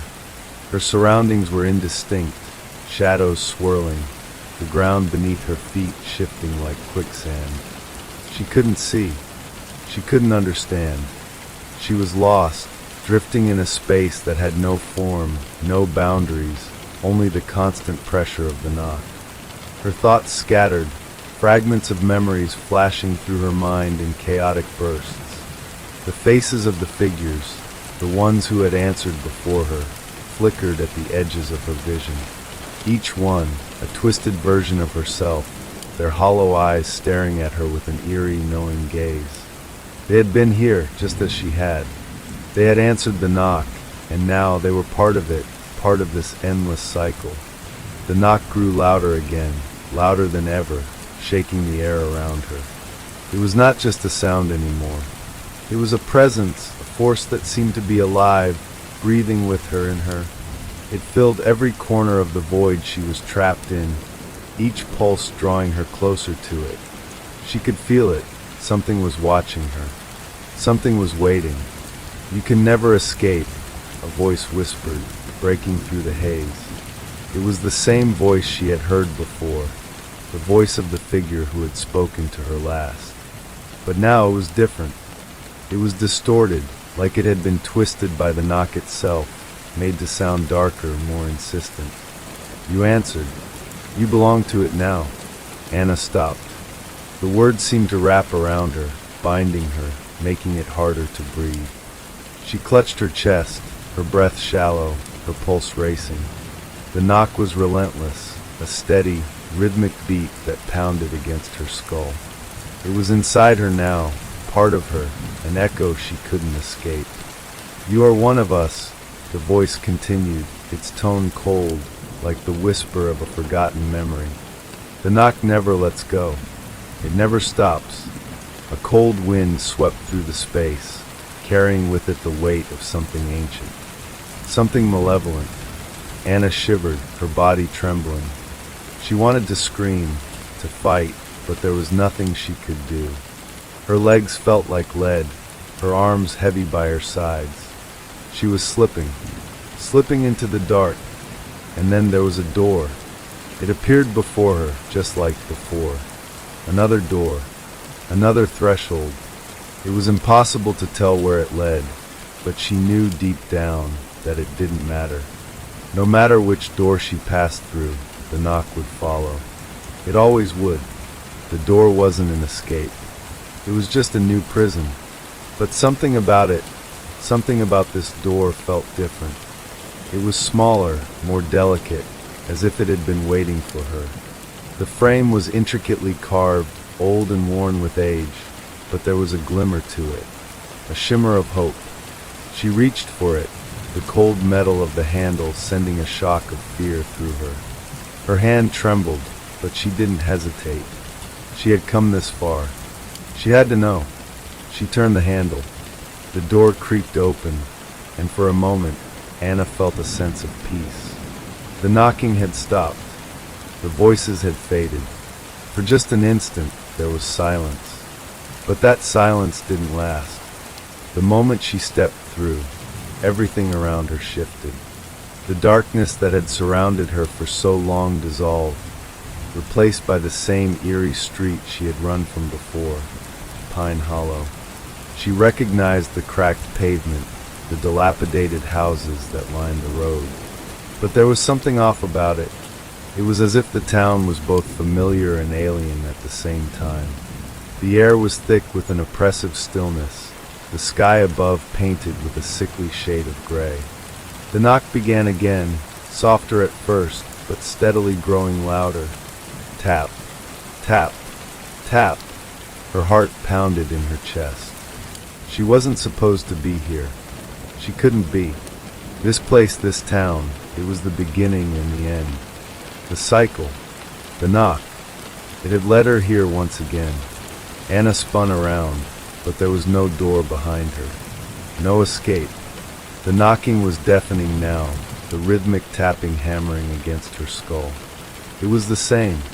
It was always the same. She was caught, trapped, and the figures, they were coming. She could see them in the distance, their twisted forms moving toward her with unnatural speed, their hollow eyes glinting in the dim light. She ran.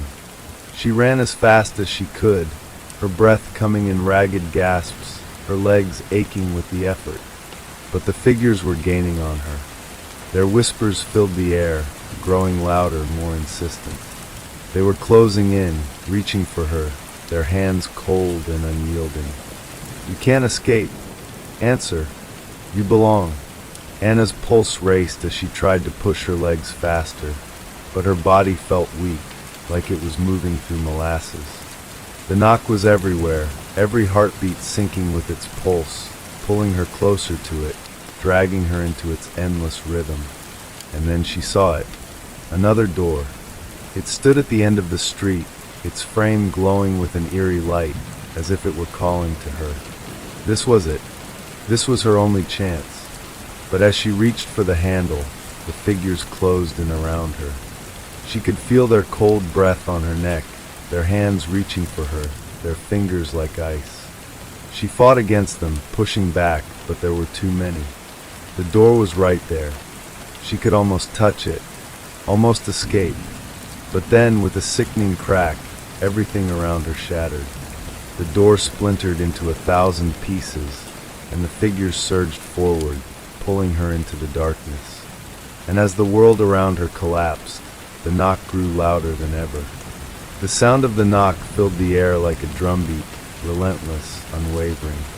Anna's body trembled as the figures closed in, their hollow eyes gleaming in the dim, fractured world around her.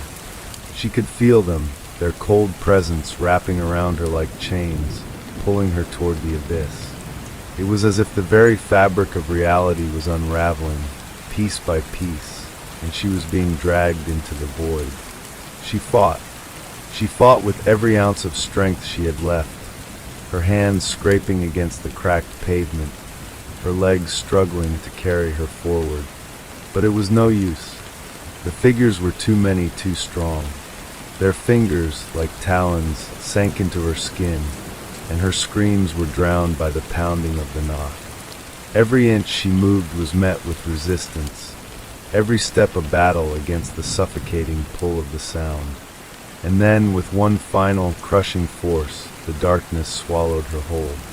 Anna gasped, her lungs burning as she was pulled into the inky blackness.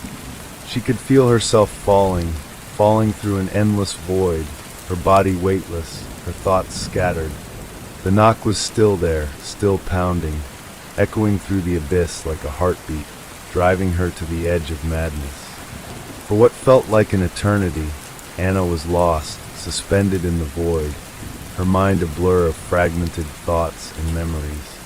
She couldn't remember how long she had been falling, how long the knock had been haunting her, but she knew, deep down she knew, that there was no escape. Not this time. The sound of the knock began to fade, growing quieter, but it wasn't gone. It was still there, lurking at the edges of her mind, an unrelenting presence that refused to let go. And then, as if the very fabric of the void had been torn apart, a blinding light flashed before her eyes. Anna cried out, shielding her face with her arm, the sudden brightness overwhelming her senses.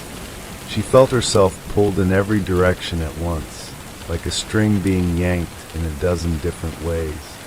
The sound of the knock had stopped, but in its place was something worse. A buzzing, a low, insidious hum that filled the air, vibrating through her very bones. When the light faded, Anna found herself standing in the middle of a familiar street. The air was still, the sky above a pale, sickly blue. Pine Hollow, but it wasn't the same. The town was wrong. The houses that once stood proudly on the street were now crumbling, their walls cracked and stained with time. The pavement beneath her feet was cracked, with weeds growing up through the cracks, their roots tangled like the fingers of some unseen force. The air felt thick, heavy, as if the very town itself was suffocating. And the knock. It started again, soft at first, a distant tap, tap, tap, but it quickly grew louder, more insistent. It was as if it was coming from every direction at once, reverberating in her chest, pounding in her skull. The rhythm was hypnotic, pulling her closer to it, urging her to listen, to answer.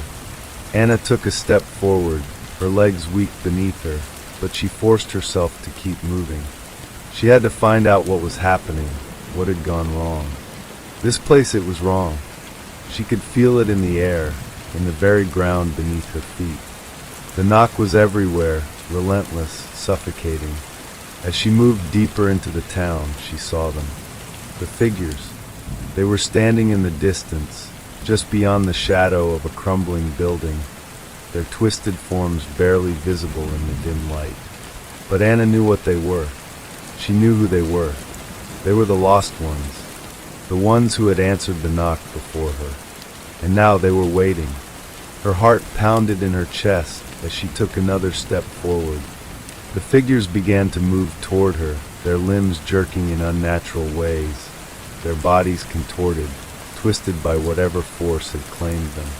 They had once been like her, just ordinary people, fathers, mothers, sons, daughters, until the knock had come for them. And now they were part of it, part of the cycle. Anna wanted to scream, to run, but her feet wouldn't move. The pull of the knock was too strong, too overwhelming.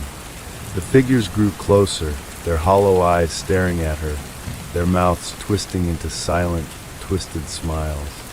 They didn't speak, but their presence was deafening. Their eyes bore into her, each one a reflection of the fate she was about to face. "You shouldn't have answered," one of them whispered, its voice a low, guttural rasp.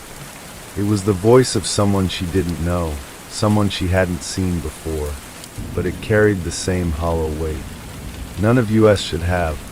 Another figure stepped forward, its face a grotesque mask of distortion, its lips curled into a grimace. "You can't escape. We are the knock, and the knock is forever." The words echoed in Anna's mind, the meaning settling like a stone in her stomach. There was no escape. There never had been. The knock wasn't a sound. It wasn't just a knock on the door. It was a presence, a force, a curse. And once you answered, there was no turning back. It was part of you now, and it would follow you no matter where you went, no matter how far you ran. "Join us," another figure whispered, its voice soft and coaxing. "You'll understand soon enough." The knock grew louder, the rhythm more intense, each tap like a drumbeat in her chest. It was pulling her in, dragging her toward the center of the town, toward the epicenter of the cycle. The figures were closing in around her, their hands outstretched, reaching for her. Anna took one final, desperate breath, and then, with a sickening twist, she stepped forward. The moment she crossed into the heart of the town, everything changed. The figures disappeared. The air grew still. The knocking stopped. For the first time in what felt like forever, there was silence. And in that silence, Anna understood. The knock wasn't the beginning. It wasn't the end. It was the cycle. And now she was part of it. The knock would never stop. It would always be there. And as she stood in the center of Pine Hollow, she realized with a chill creeping down her spine, she was never truly free. The silence didn't last long. Anna's heartbeat filled the void, pounding in her ears as she stood motionless in the center of the town. The figures had vanished, but their presence lingered, like shadows burned into her vision. Her breathing was shallow, uneven, the weight of the knock pressing against her chest, even though the sound had momentarily ceased. Something was watching her. She felt its gaze, a suffocating awareness crawling over her skin. Turning slowly, Anna surveyed the crumbling remains of Pine Hollow. The houses leaned at odd angles, their windows dark and empty like unblinking eyes. The street stretched endlessly in both directions, but there was no sign of life, only the eerie stillness that made the air feel heavy and wrong. And then it began again. Tap, tap, tap. Anna flinched at the sound, her body stiffening as the knock returned, louder and more insistent than before. It wasn't coming from a single direction anymore.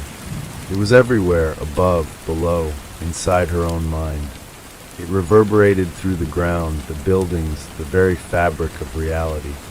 Each knock seemed to vibrate through her bones, drawing her closer to an invisible source. "You can't run from it," a voice whispered, disembodied and chilling. It sounded close, as if someone were speaking directly into her ear. Anna whipped around, but no one was there. Only the emptiness of the town greeted her, punctuated by the relentless knock. "Who's there?" she shouted, her voice trembling. "What do you want from me?" The knock didn't answer. It just continued, rhythmic and unyielding, a sound that seemed to mock her attempts at defiance. Suddenly, the ground beneath her feet began to shift. The cracks in the pavement widened, splitting apart to reveal an inky black void. Anna stumbled backward, her arms flailing as the earth seemed to dissolve around her. The knock grew louder, pounding in time with the cracks that spread like veins through the street. From the void, something began to emerge. It was a door. A massive, ornate door rose from the darkness, its frame carved with intricate patterns that seemed to writhe and twist as she stared. The wood was dark and ancient, worn smooth in places, but glowing faintly with a strange, otherworldly light. At its center was a knocker, an iron ring held in the jaws of a snarling beast. Anna's heart raced as the knock grew louder, now synchronized with the rhythmic swinging of the knocker against the door. She couldn't move, her legs rooted to the spot as the door loomed before her, pulsing with an unnatural energy. She didn't want to touch it, didn't want to go near it, but she knew deep down that she didn't have a choice. The knock demanded her attention, demanded an answer. Her hand trembled as she reached for the knocker, the cold iron sending a jolt of fear through her fingertips. As soon as she touched it, the knocking stopped. The sudden silence was deafening, the absence of the sound leaving her dizzy and disoriented. The door creaked open, revealing nothing but darkness beyond. A deep, guttural whisper emanated from the void, filling the air with words that didn't make sense, a language older than time itself. Anna hesitated, her instincts screaming at her to turn back, to run. But where could she go? There was nowhere to hide, nowhere to escape. Enter, the whisper commanded, low and insistent. Anna took a shaky step forward, her foot hovering over the threshold. The air beyond the door was cold, an icy wind brushing against her skin. As she stepped inside, the darkness closed around her like a shroud, swallowing her whole. The door slammed shut behind her with a deafening crash, plunging her into an all-encompassing void. She couldn't see, couldn't hear, couldn't feel anything but the cold. For a moment, she thought she had been erased entirely, her body and mind dissolving into the darkness. But then the knock returned. It was faint at first, a distant echo, but it grew louder, sharper, until it was all she could hear. Tap, tap, tap. The sound seemed to come from every direction, spinning her in circles as she tried to find its source. Her breathing quickened, panic clawing at her throat. "Why are you doing this to me?" she cried, her voice breaking. "What do you want?" The knock didn't answer, but the darkness began to shift, shapes forming in the void. Shadows coalesced into figures, twisted, contorted beings with hollow eyes and gaping mouths. They surrounded her, their forms flickering like dying flames. "You answered," one of them rasped, its voice like dry leaves scraping against stone. "Now you are part of it." "Part of what?" Anna shouted, her voice rising in desperation. "I don't understand." The figures stepped closer, their hollow eyes fixed on her. One reached out, its hand skeletal and cold, brushing against her arm. The touch sent a jolt of pain through her body, and she staggered backward. "The knock," the figure said, its voice reverberating through the void. "It is everything. It is forever." Anna shook her head, tears streaming down her face. "No, this isn't real. It can't be real." The figures laughed, a hollow, echoing sound that sent chills down her spine. "It is real, and you will see. You will understand." The knock grew louder, its rhythm quickening, each tap like a hammer striking her soul. The figures closed in, their whispers filling the air, blending with the knock until she couldn't distinguish one from the other. She tried to scream, but the sound was lost, swallowed by the relentless pounding. And then, just as it seemed the knock would consume her completely, everything went still. Anna opened her eyes, gasping for breath. She was no longer in the void. She was standing in front of a door, a plain, wooden door with a brass knocker. It was unremarkable, ordinary, like any door in any house. But Anna knew it wasn't. She knew what it meant. The knock began again, soft and insistent. Tap, tap, tap. This time, it was coming from the other side of the door. Anna stood frozen before the door, her heart pounding in her chest. The knock echoed through the air, calm, deliberate, unrelenting. Tap, tap, tap. She couldn't bring herself to move, to reach for the handle, to face what might be waiting on the other side. But the knock wasn't patient. It grew louder, more forceful, each strike reverberating through her body like a tremor. "Open it," a voice whispered behind her. Anna spun around, but no one was there.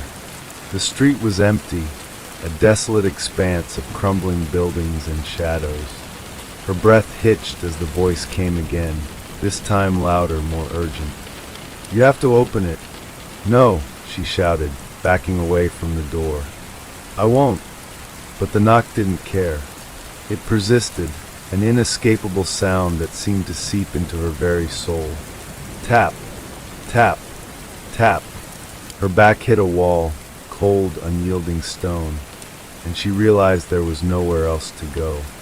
The door loomed before her, its plain surface somehow menacing. Anna clenched her fists, her nails digging into her palms as she tried to summon the courage to do something, anything. But her legs refused to move, her body paralyzed by fear. "If you don't open it," the voice whispered again, soft and mocking, "it will never stop." The truth of those words settled over her like a weight. She knew the knock wouldn't stop. It would follow her, haunt her, until she obeyed. Her chest tightened as she stepped forward, her hand trembling as she reached for the brass handle. The metal was ice cold against her skin, sending a jolt up her arm. "Don't," she whispered to herself, her voice breaking. "Don't do this." But she turned the handle anyway. The door swung open with an agonizing creak, revealing a room bathed in pale, flickering light. The air inside was thick and oppressive, carrying a metallic tang that made her stomach churn. She hesitated on the threshold, her instincts screaming at her to run, but the knock had stopped. The sudden silence was almost worse than the sound, a void that pressed against her ears and made her feel like she was drowning. Taking a cautious step inside, Anna's eyes darted around the room. It was empty, save for a single chair in the center, its wooden frame warped and splintered. The flickering light came from a bulb hanging above the chair, swaying slightly despite the absence of any breeze. The room felt alive, the walls pulsing faintly as if they were breathing. "Sit," the voice commanded, sharper now, leaving no room for argument. Anna shook her head, backing away. "No, I'm not." "Sit," the voice roared, the force of it slamming into her like a physical blow. Her knees buckled, and before she realized what was happening, she found herself in the chair. The wood creaked beneath her weight, the splinters digging into her skin. Her arms and legs felt heavy, unresponsive, as if invisible chains were holding her in place. The door slammed shut behind her, sealing her inside. The flickering light grew brighter, casting long, jagged shadows across the room. Anna's breathing quickened as she noticed movement in the shadows, figures forming and shifting, their outlines blurry and indistinct. They circled her, their shapes elongating and twisting, growing more grotesque with each pass. "You answered the knock," one of them hissed, its voice a venomous rasp. "You belong to it now." "Please," Anna begged, her voice trembling. "I don't know what this is. I don't know what you want." The figures laughed, a cacophony of cruel, mocking tones. One step closer, its shape solidifying into a grotesque parody of a human form. Its face was featureless, a blank expanse of pale, rippling skin, but Anna could feel its gaze burning into her. "We were like you once," it said, its voice cold and hollow. "Curious, foolish. We answered the knock, and now we are its servants." The other figures joined in, their whispers overlapping in a chaotic chorus. "It hungers. It takes. It consumes." Anna shook her head violently, tears streaming down her face. "I don't understand. What is it? What do you mean?" The featureless figure reached out, its hand stretching unnaturally long as it hovered inches from her face. "You will understand. You will see." The light above her flared, blinding her, and the room seemed to dissolve around her. She was falling again, tumbling through an endless void, the air rushing past her in a deafening roar. The knock returned, louder than ever, each tap a thunderous boom that seemed to shatter the very fabric of her thoughts. When she landed, it was with a jarring thud. The world around her was dark and silent, the knock once again replaced by an oppressive stillness. Anna pushed herself to her feet, her legs trembling, her breath coming in shallow gasps. She was standing in a forest now, the trees towering above her like skeletal giants. Their branches twisted and knotted together, forming a canopy that blocked out the sky. The air was cold and damp, heavy with the scent of moss and decay. The ground beneath her feet was soft, almost spongy, and as she looked down, she realized it wasn't soil. It was flesh. A scream caught in her throat as she stumbled backward, her shoes sinking into the pulsing, sinewy surface. The trees around her seemed to shift, their bark splitting open to reveal eyes, dozens of them, staring at her with unblinking intensity. The knock began again, this time louder, closer, and accompanied by a deep, guttural growl. Anna turned and ran. She didn't know where she was going, didn't care.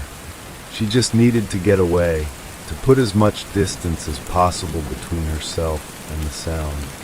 But no matter how fast she ran, it followed her, relentless and inescapable.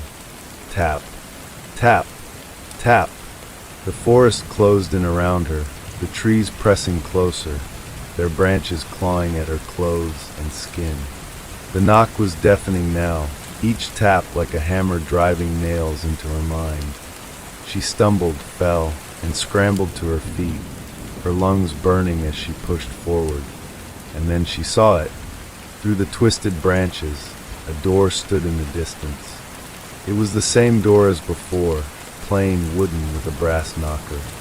But this time, the knocking was coming from her side of it. Anna's legs buckled as she came to a halt before the door, her body trembling from exhaustion and terror.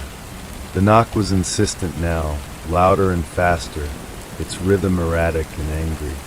Tap, tap, tap.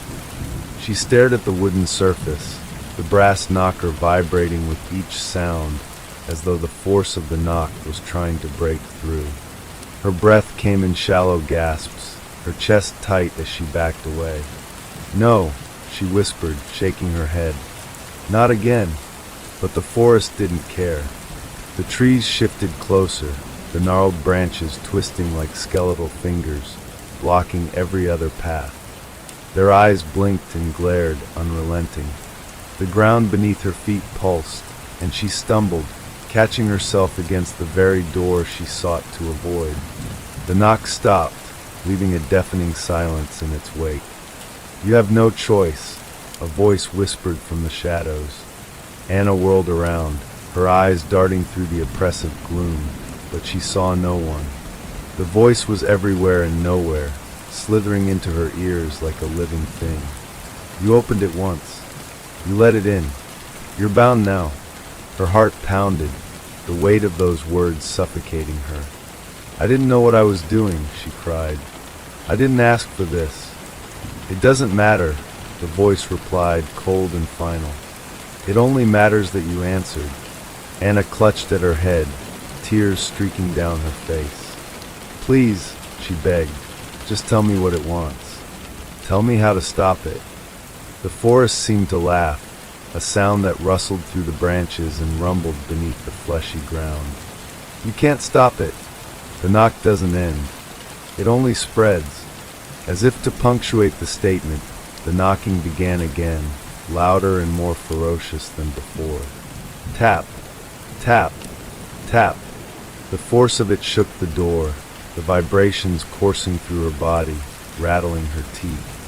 She pressed her hands to her ears, but it didn't help. The sound was inside her, filling her skull, her very being. Then the door opened. Anna froze as it swung inward, revealing a corridor bathed in dim, flickering light. The walls were damp and covered in strange, shifting symbols that glowed faintly, their patterns hypnotic and alive. A cold wind blew out from the corridor, carrying with it the stench of rot and decay. "Go," the voice commanded, harsh and unyielding. "Your place is within." She shook her head, her body trembling. "I can't," she whispered. "I can't go in there." "You will," the voice hissed, and the forest itself seemed to close in, the branches pushing her toward the open door. The ground beneath her feet shifted, rising and falling like waves, forcing her forward with each step. "No," she screamed, digging her heels into the ground. But it was futile. The forest pushed and pulled, relentless in its demand. The door loomed larger, the corridor within stretching into an impossible distance. The moment her foot crossed the threshold, the door slammed shut behind her, plunging her into the oppressive dimness of the corridor. The knocking stopped again, leaving an eerie silence broken only by the sound of her ragged breathing. The walls pulsed faintly, their glowing symbols writhing like living creatures. They seemed to whisper as she passed, their voices low and unintelligible, but filled with malice. Anna pressed herself against the far wall, inching forward, her every instinct screaming at her to turn back. But the door behind her was gone. The corridor seemed to stretch endlessly, its twists and turns defying logic. No matter how far she walked, the end remained out of reach, and the whispers grew louder, more insistent. "Anna," they hissed, her name slithering through the air like a curse. Her steps faltered. "How do you know my name?" she demanded, her voice trembling. The walls didn't answer. Instead, they seemed to press closer, the glowing symbols pulsing brighter, their shapes growing more distorted.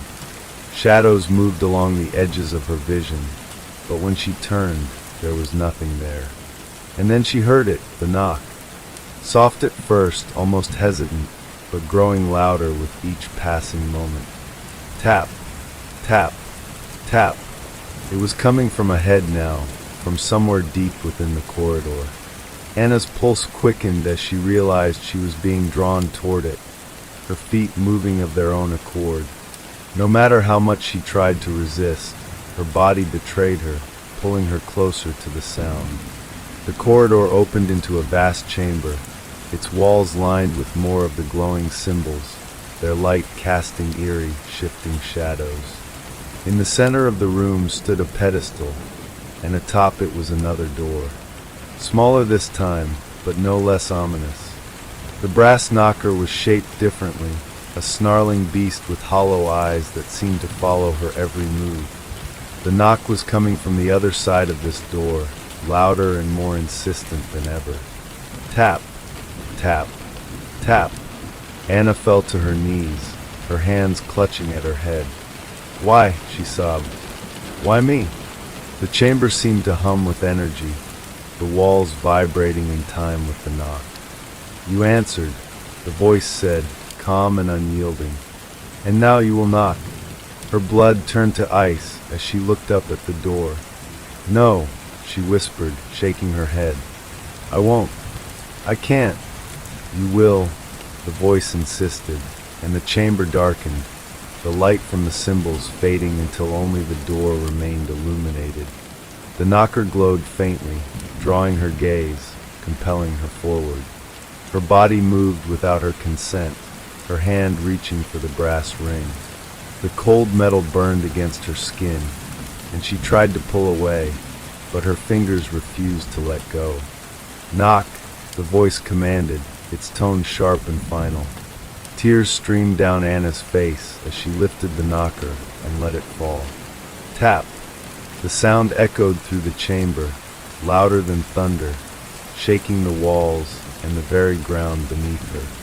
The symbols flared to life, their glow blinding, and the air filled with an ear-splitting roar. The knock came again, this time from behind her.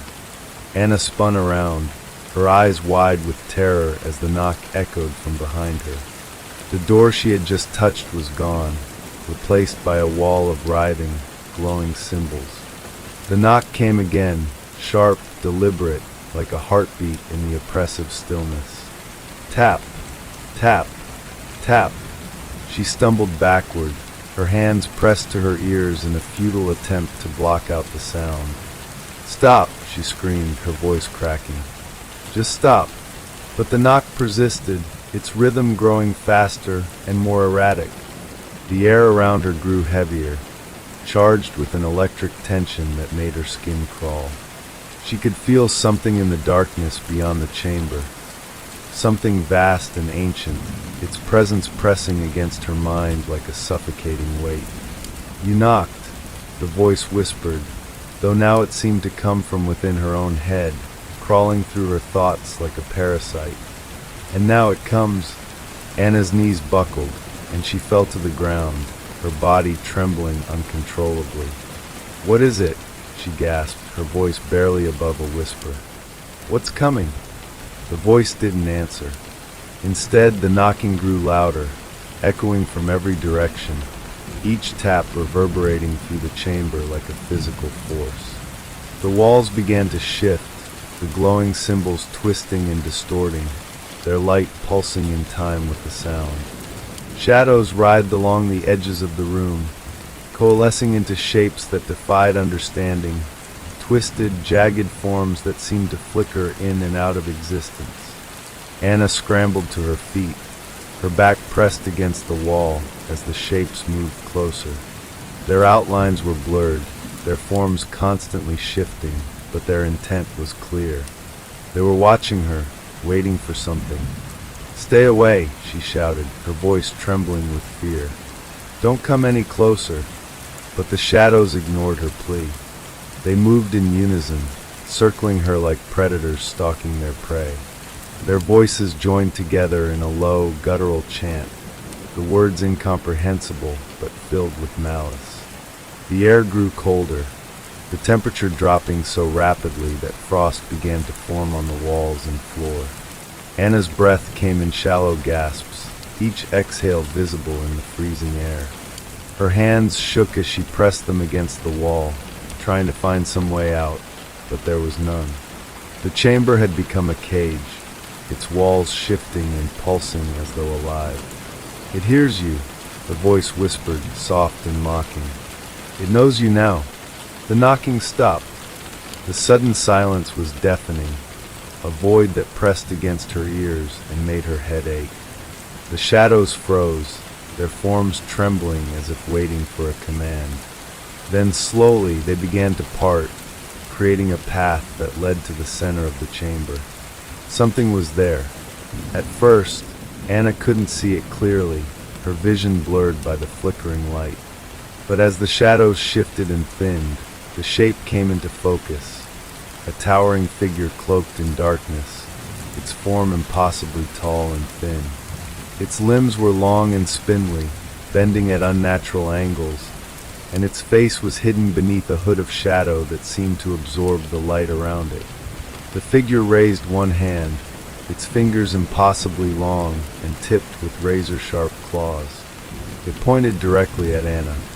"You are chosen," the voice said, though this time it came from the figure itself, a deep, resonant tone that seemed to vibrate through her entire body. "You will serve." Anna shook her head violently, backing away until her shoulders hit the wall. "No," she choked out, tears streaming down her face. "I won't. I don't want this." The figure stepped closer, its movements slow and deliberate. The ground beneath its feet didn't make a sound, but with each step, the air around it seemed to grow heavier, thicker, as though the very fabric of reality was bending in its presence. "You knocked," it said, its voice reverberating through the chamber. "You called to me, and now you are mine." Anna's legs gave out, and she sank to the floor, her hands clutching at her chest as she struggled to breathe. The figure loomed over her, its shadow stretching across the room like a living thing. It knelt before her, its hooded face mere inches from hers. Though she couldn't see its eyes, she could feel its gaze piercing into her, stripping away every defense, every thought, until there was nothing left but raw, unfiltered terror. "Please," she whispered, her voice barely audible. "Please let me go." The figure tilted its head, as though considering her words. Then it reached out, one clawed hand brushing against her cheek. The touch was cold, colder than anything she had ever felt, and it burned like ice, sending a jolt of pain through her entire body. "You are bound," it said, its voice soft and final. "There is no escape." The chamber began to dissolve, the walls crumbling into darkness. The symbols faded, their light extinguished, and the ground beneath her disappeared. Anna was falling again, tumbling through an endless void, the air around her filled with the sound of the knocking. Tap, tap, tap. Anna's scream was swallowed by the void as she plunged into the endless darkness. The knocking echoed in her ears, relentless and rhythmic, growing louder and closer with every passing moment. She clawed at the air, desperate to find something, anything, to hold on to, but there was nothing but emptiness. Then, with a bone-jarring thud, she landed on solid ground. The impact drove the air from her lungs, leaving her gasping and disoriented. The surface beneath her was cold and damp, the texture rough and jagged. She forced herself onto her hands and knees, her vision swimming as she struggled to take in her surroundings. The darkness was oppressive, a suffocating black that seemed to press against her skin. But as her eyes adjusted, faint shapes began to emerge, twisted, angular forms that loomed in the shadows. She was in a cavern, its walls jagged and glistening as though wet. The air was heavy with the stench of decay, a putrid odor that made her stomach churn. The knocking started again. It was faint at first, distant and almost imperceptible, but it grew louder with each passing second. Tap, tap, tap. The sound was coming from somewhere deeper within the cavern, drawing her attention like a beacon. Anna staggered to her feet, her body trembling as she turned toward the source. A narrow passage stretched before her, its walls slick with a dark, viscous substance that oozed and dripped onto the floor. The knocking was coming from the other side, steady and insistent, beckoning her forward. She hesitated, every instinct screaming at her to turn back, but there was nowhere else to go. The cavern seemed to close in behind her, the shadows thickening until retreat was no longer an option. "Keep moving," she whispered to herself, her voice shaking. "Just keep moving." Her footsteps echoed as she made her way down the passage, the sound of her shoes squelching against the wet ground. The air grew colder the farther she went, each breath visible in the faint light that seemed to emanate from the walls themselves. The knocking grew louder, more forceful, until it was a thunderous boom that reverberated through her entire body. She reached the end of the passage and stepped into a vast chamber that defied comprehension. The space was impossibly large, its ceiling lost in darkness and its walls lined with countless doors. Each door was unique, some crafted from wood, others from metal or stone, and each bore strange symbols etched into their surfaces.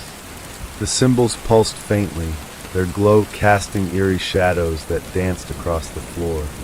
The air was thick with tension, the oppressive silence broken only by the relentless knock. Anna's gaze was drawn to a door at the center of the chamber. It was larger than the others, its surface carved from blackened wood that seemed to absorb the light. The brass knocker was massive, shaped like a gnarled hand clutching a ring, and it vibrated with each knock. Tap, tap, tap. Her legs felt like lead as she approached the door, her heart pounding in her chest. The knocking stopped as she reached it, the sudden silence leaving her ears ringing. She stared at the door, her reflection distorted in the polished brass of the knocker. "Don't," she whispered to herself, her hand hovering inches from the metal. "Don't do it." But the silence was unbearable, an oppressive void that pressed against her mind and filled her thoughts with static. Her hand moved on its own, fingers closing around the cold brass. The moment she touched it, the door began to creak open, the sound echoing through the chamber like a groan of pain. Beyond the door was a darkness, so complete it seemed to swallow the light. But as the door swung open wider, shapes began to emerge, vague, shifting forms that writhed and twisted, their movements unnatural and unsettling. The air was colder here, each breath burning her lungs, and the stench of decay was overpowering. "Come," a voice whispered, low and guttural, from within the darkness. "You knocked. Now step through." Anna's legs shook as she stood at the threshold, her body paralyzed with fear. "I didn't mean to," she whispered, her voice barely audible. "I didn't know." "It does not matter," the voice replied. "The knock binds you. Enter or be consumed." The shadows in the chamber began to move, creeping toward her like living things.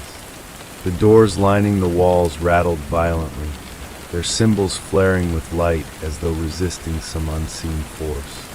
The shadows reached for her, their cold tendrils brushing against her skin, pushing her toward the open door. Anna stumbled forward, her body crossing the threshold.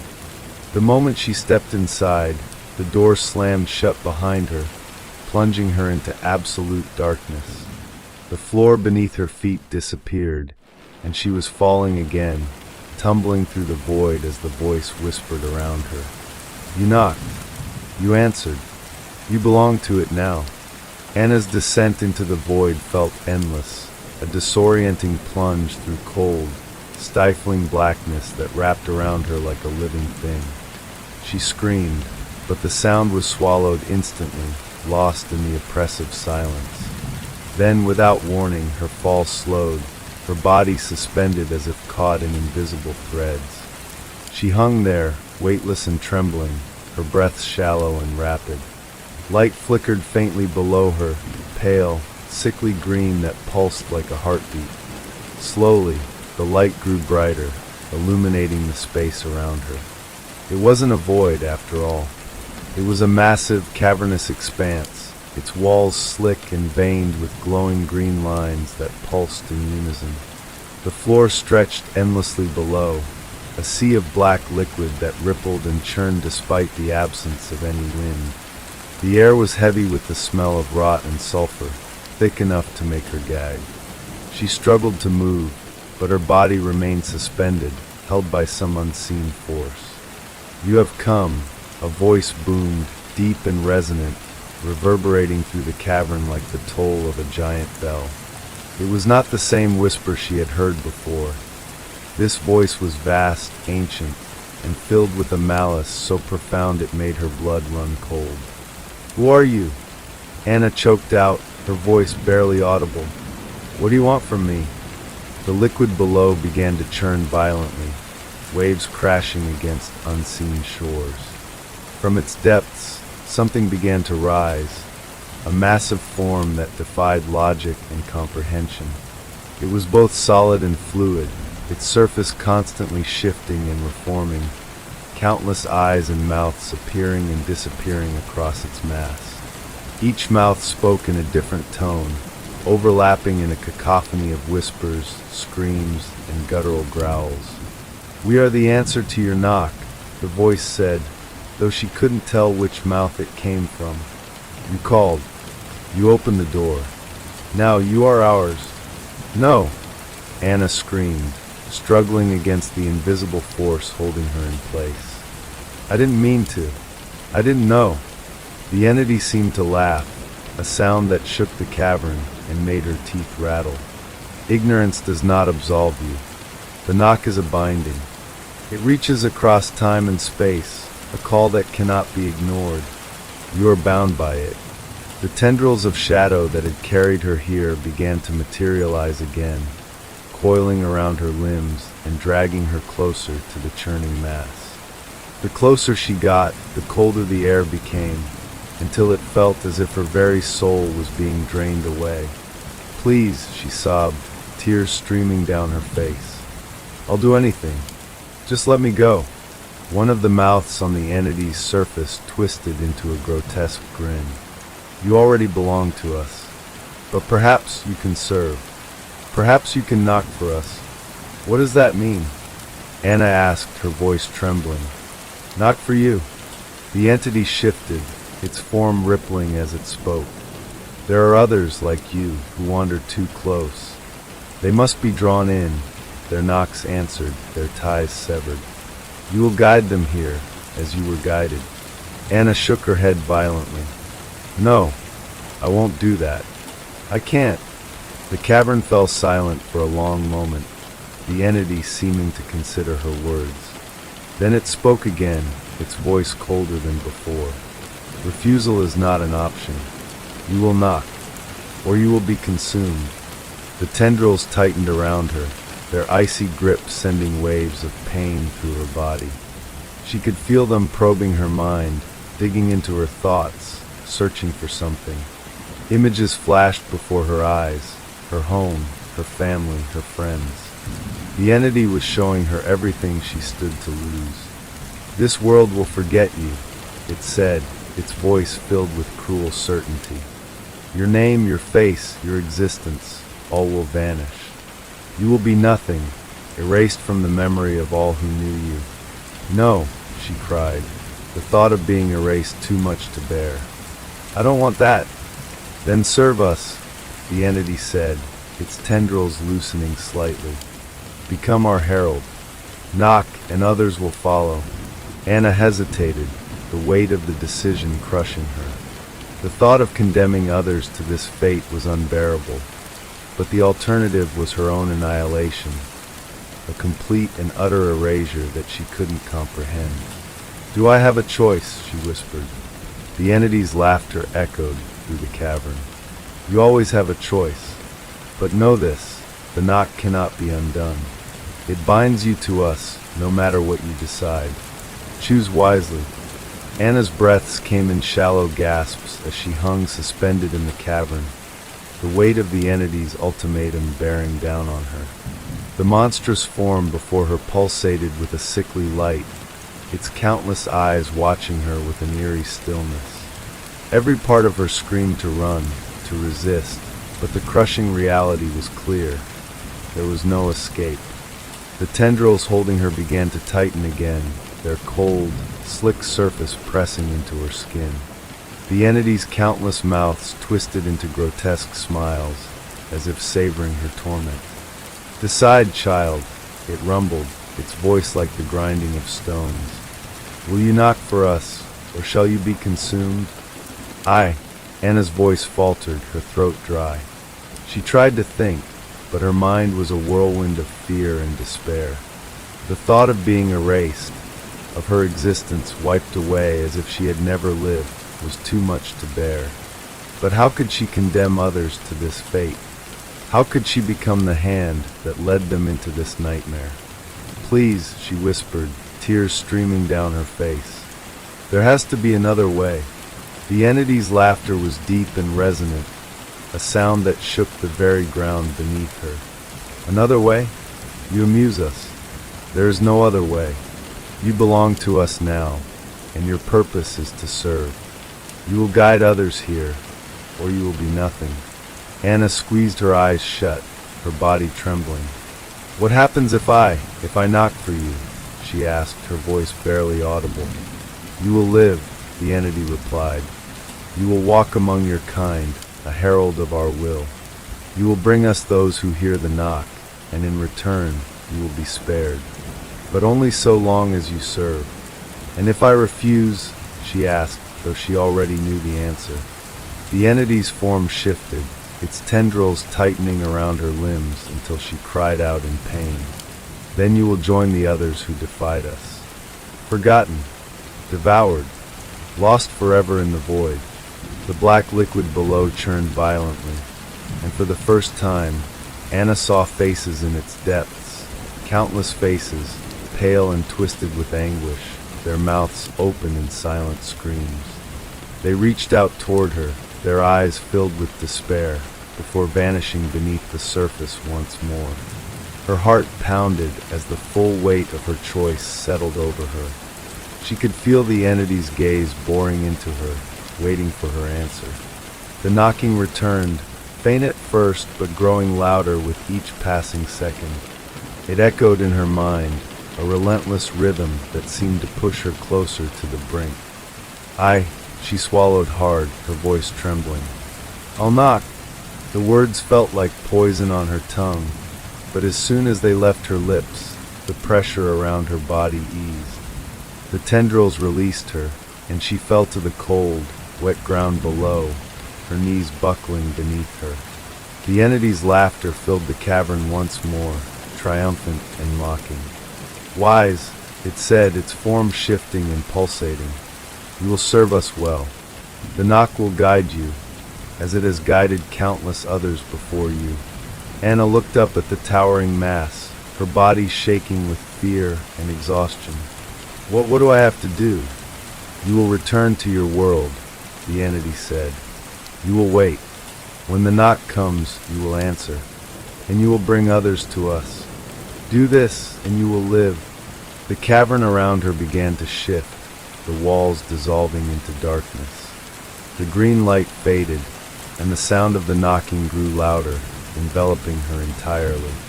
Before she could react, the ground beneath her gave way, and she was falling again, the entity's voice echoing in her mind. Knock, and the door will open. Anna awoke with a start, her body drenched in sweat. She was lying on her bed, the familiar sights of her room coming into focus. The morning light streamed through the window, and the sound of birds chirping filled the air. For a brief moment, she thought it had all been a nightmare. Then she heard it. Tap, tap, tap. Her blood ran cold as the sound echoed through her small apartment. It was coming from the front door, deliberate and slow, the same rhythm she had heard in the cavern. She sat up, her heart pounding in her chest, and stared at the door with wide, unblinking eyes. Don't answer it, she whispered to herself, her voice shaking. Don't answer. The knocking stopped. The silence that followed was deafening, stretching on for what felt like an eternity. Then, faintly, she heard a voice from the other side of the door. Anna, are you home? It's me. Her breath caught in her throat. The voice was familiar, too familiar. It was her mother. Anna, please, the voice said again, filled with worry. I just want to talk. Open the door. Tears streamed down her face as she sat frozen, unable to move. She knew it wasn't really her mother. It couldn't be. But the voice sounded so real, so desperate. Tap, tap, tap. Anna, please, the voice repeated, softer now, almost pleading. Don't leave me out here. She covered her ears, shaking her head violently. It's not real, she whispered to herself. It's not real. Don't answer. The knocking stopped again, and for a moment, the silence was almost unbearable. Then, from somewhere deep within her mind, she heard the entity's voice. You will answer, Anna. The knock binds you. Open the door. Anna sat frozen, her hands trembling as she gripped the edge of her bed. The air in her apartment felt thick and oppressive, as though the walls were closing in around her.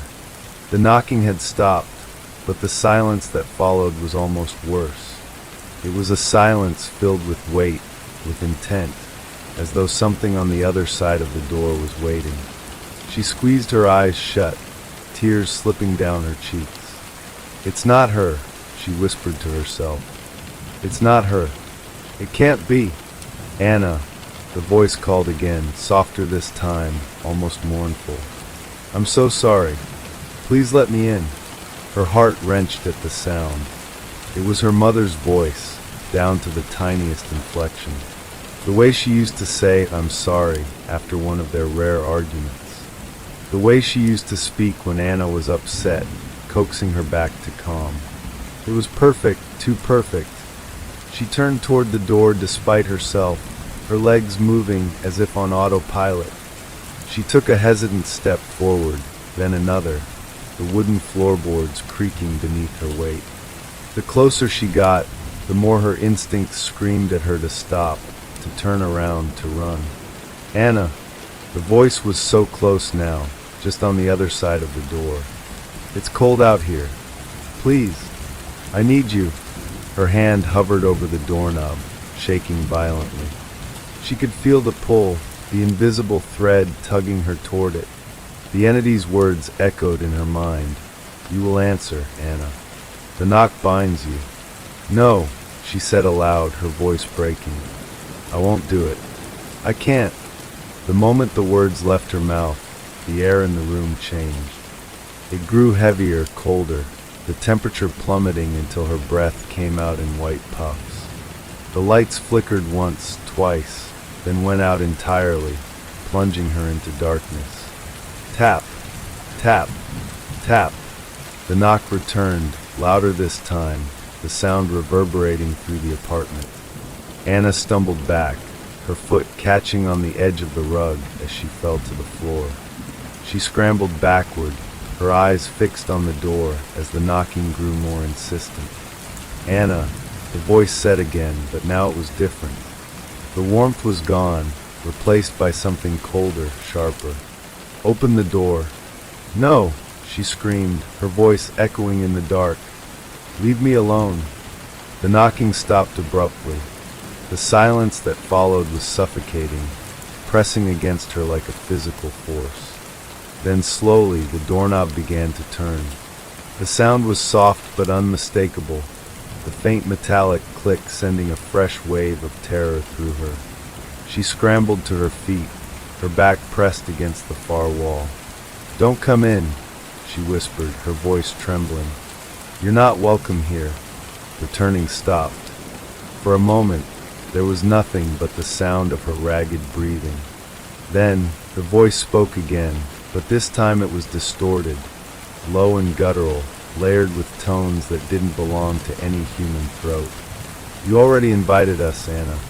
When you knocked, the door began to creak open, inch by agonizing inch, revealing a darkness beyond that was deeper than the night.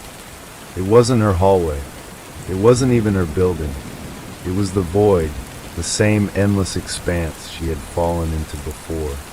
The greenish glow flickered faintly at its edges, casting long, twisted shadows into her apartment.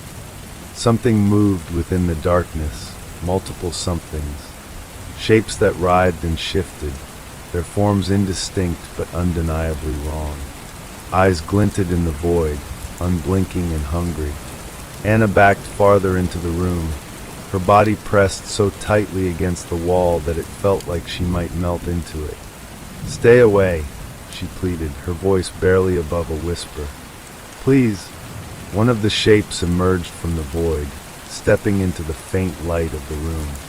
It was tall and gaunt, its limbs impossibly long and thin, its head tilted at an unnatural angle. Its skin was pale and stretched tight over its bones, its eyes sunken but glowing faintly with an eerie green light. When it opened its mouth to speak, its jaw unhinged far wider than it should have been able to. You knocked, it said, its voice a chilling blend of whispers and echoes. Now, you open the door for others. I didn't mean to, Anna sobbed, her body trembling violently. I didn't know. The creature stepped closer, its movements slow and deliberate, its long fingers curling as though reaching for her. Ignorance does not absolve you, it hissed. The knock binds you. Serve or be consumed. She shook her head frantically, her mind racing. There had to be a way out, a way to break free. But the entity's words haunted her. The knock cannot be undone. It binds you to us, no matter what you decide. The creature stopped just a few feet away, towering over her. Its gaze bore into her, and for a moment, she felt as though it was looking straight through her, peeling back every layer of her being. Then, slowly, it extended one of its impossibly long fingers and pointed toward the open door. Knock, it commanded. Bring them to us. Anna's legs gave out beneath her, and she sank to the floor, her head in her hands. She didn't want to do this. She didn't want to condemn anyone else to this nightmare. But the alternative, her own annihilation, was unthinkable. Tap, tap, tap. The sound echoed in her mind, a relentless rhythm that refused to be ignored. Anna's sobs filled the room as she crouched on the floor, her body trembling uncontrollably. The creature stood over her, its shadow stretching long and jagged across the dim room. Its glowing eyes never left her, watching, waiting, its grotesque fingers still pointing toward the void beyond the door. "Knock," it repeated, the command reverberating through her skull like a hammer on stone. "Fulfill your purpose." "No," she whimpered, her voice cracking. "Please, I can't do it. I can't." The air around her grew colder, biting at her skin and seeping into her bones. She felt a deep, otherworldly pressure pressed down on her chest, making it hard to breathe. The creature leaned closer, its face inches from hers, its breath of foul, acrid heat against her skin. "You will," it hissed, "or you will join the others." Anna turned her head toward the door, her vision blurring with tears. The darkness beyond it seemed to pulse with life, the shapes within shifting and writhing in anticipation. She could feel their hunger, their insatiable desire to consume. Her mind raced. She had to think of something, anything, to escape this. But every thought led back to the same chilling reality. She was bound. The knock had marked her, and there was no undoing it. "Why me?" she whispered, her voice barely audible. "Why did you choose me?" The creature tilted its head, as though considering her question. Then it spoke, its voice low and deliberate. "You knocked first. You called to us. And now you are ours." The words hit her like a physical blow, stealing what little breath she had left. She thought back to that night, to the first knock she had heard on her door. She had opened it, thinking it was a neighbor, or maybe just a prank. She had seen nothing but darkness beyond. And then what? She couldn't remember. The memory was fragmented, like a shattered mirror with pieces missing. But she knew deep down that the creature was telling the truth. She had invited this upon herself, however unknowingly. Her hands clenched into fists, her nails digging into her palms. "I didn't know," she said through gritted teeth. "I didn't know what it meant." "Ignorance does not absolve you," the creature said again, its voice cold and unyielding. "The knock binds all who answer. Now you will bring others, or you will be consumed." The pressure in the room intensified, the walls seeming to close in around her. She felt as though she were being squeezed from all sides, her lungs struggling to draw in air. The creature straightened, towering over her once more, its form impossibly tall and angular. "Decide," it commanded. "Serve or perish." Anna's heart pounded in her chest, her thoughts a chaotic swirl of fear and desperation. She didn't want to die. She didn't want to vanish into that void, to become one of the countless lost souls she had seen writhing in its depths. But the thought of condemning others to this same fate was unbearable. She glanced at the door again, the knocking in her mind growing louder, more insistent. Her hands shook as she pushed herself to her feet, her knees threatening to give out beneath her. The creature stepped aside, clearing her path to the door. Its glowing eyes followed her every move. "Good," it said, a cruel satisfaction in its tone.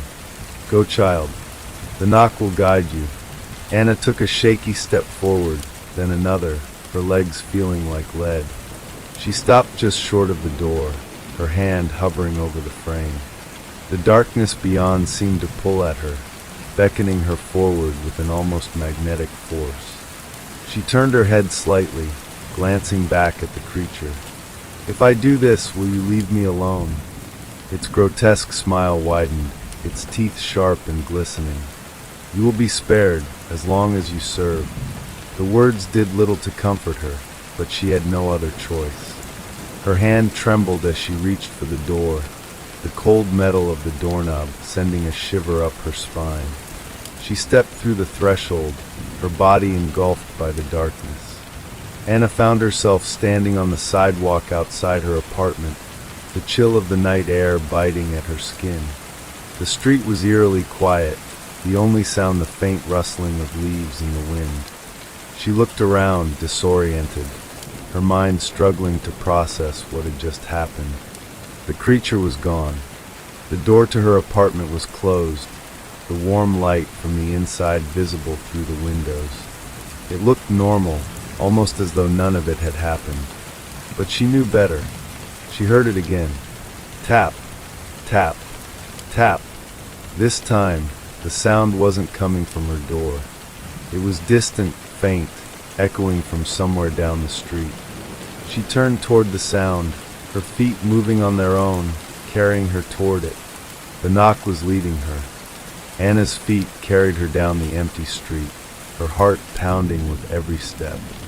The knock resonated in her mind, growing louder and more insistent as she approached the source. It felt like a beacon, pulling her forward with an invisible force she couldn't resist.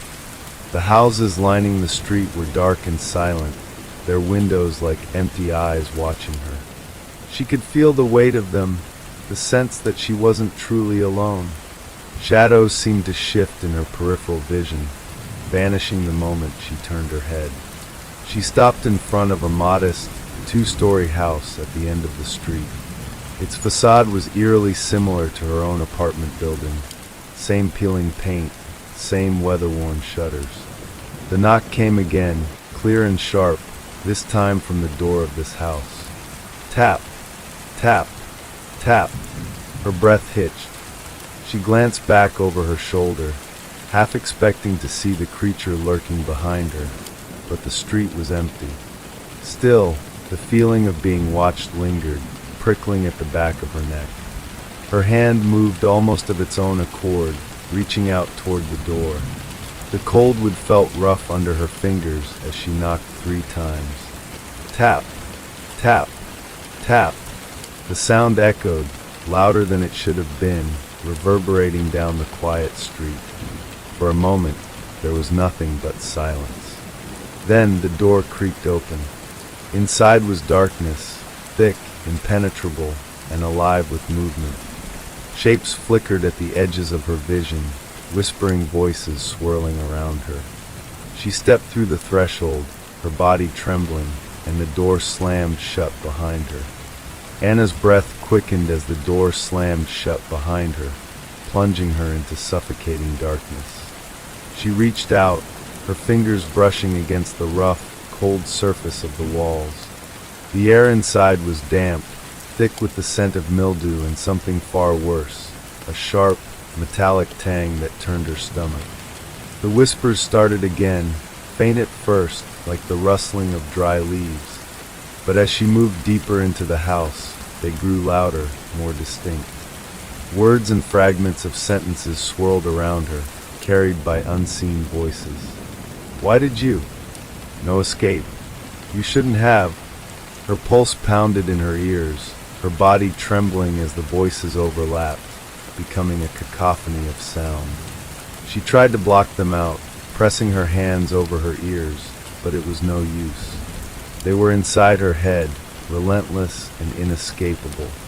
The faintest glimmer of light appeared ahead, flickering like a candle's flame in the distance. Drawn to it, Anna moved forward, each step tentative and deliberate. The floor beneath her creaked and groaned as though it might give way at any moment. As she approached the light, the space around her began to shift. The darkness receded slightly, revealing the outline of a narrow hallway. The walls were lined with old, peeling wallpaper, the pattern faded and discolored with age. The air felt colder here, biting at her skin and making her shiver. At the end of the hallway was a single door, its surface warped and splintered with age. The light seeped through the cracks around it, casting eerie patterns on the floor. Anna hesitated, her instincts screaming at her to turn back, but the knocking came again. Tap, tap, tap. This time, it wasn't on the door in front of her. It was behind her. She spun around, her heart leaping into her throat. The hallway was empty, but the sound continued, echoing louder and more insistent. It felt as though the house itself was alive, its walls pulsing and shifting in rhythm with the knock. "Hello," she called out, her voice trembling. The echoes swallowed her words, twisting them into something unrecognizable. The knocking stopped abruptly, replaced by the faint creak of a door opening. She turned back toward the end of the hallway, where the warped door now stood ajar. A faint greenish glow spilled out from within, casting long, distorted shadows on the walls. Anna stepped closer, her breath hitching with each step. The whispers grew louder again, rising and falling like waves. As she reached the door, she hesitated, her hand hovering over the edge. The green light flickered, casting strange patterns that seemed to dance across her skin. "Don't," a voice whispered. It was clear and distinct, cutting through the cacophony like a blade. She froze, her heart racing. "Don't go in," it said again, softer this time. She looked around, but the hallway was empty. "Who's there?" she whispered, her voice barely audible. No answer came. Instead, the green light seemed to pulse, drawing her attention back to the door. The whispers grew louder, more insistent, mingling with a low, guttural hum that vibrated through the floor beneath her feet. Her fingers brushed against the door, and the hum ceased instantly. The silence that followed was deafening, pressing against her eardrums like a physical weight. Taking a deep breath, she pushed the door open and stepped inside. The room beyond was unlike anything Anna had ever seen. The walls were covered in shifting, pulsating tendrils, their surfaces slick and glistening as though alive. The green light emanated from the ceiling, where a strange, organic structure pulsed like a beating heart. At the center of the room stood a figure. It was human in shape but wrong. Its proportions were off, its limbs too long, its head tilted at an unnatural angle. Its skin was pale and translucent, revealing dark, writhing veins beneath the surface. Its eyes were empty sockets, yet they seemed to fix on Anna with an intensity that made her knees weak. "Welcome," it said, its voice echoing unnaturally. "You've come far, Anna." She took a step back, her body trembling. "What are you?" The figure tilted its head, its mouth curving into a grotesque smile. "We are the Knock," it said simply, "and you are our herald." Her stomach dropped. "I don't want this," she said, her voice shaking. "I didn't ask for this." "But you knocked," it replied, its tone calm and deliberate. "You opened the door, and now it cannot be closed." "I won't do it," Anna said, her voice rising in defiance. "I won't bring anyone else into this." The figure laughed, a sound that was both chilling and hollow. "You misunderstand," it said. "The choice is no longer yours. The Knock will guide you, and you will obey. Or you will join us." The tendrils on the walls began to writhe, reaching out toward her.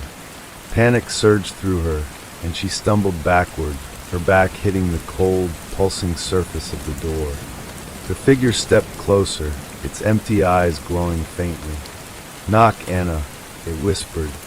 "Knock, and the cycle continues." Anna's back pressed against the pulsating door as the tendrils writhed closer, their slick surfaces glistening in the eerie green light. Her heart hammered in her chest, and her breaths came in shallow gasps. The figure before her tilted its head again, watching her with a grotesque semblance of curiosity.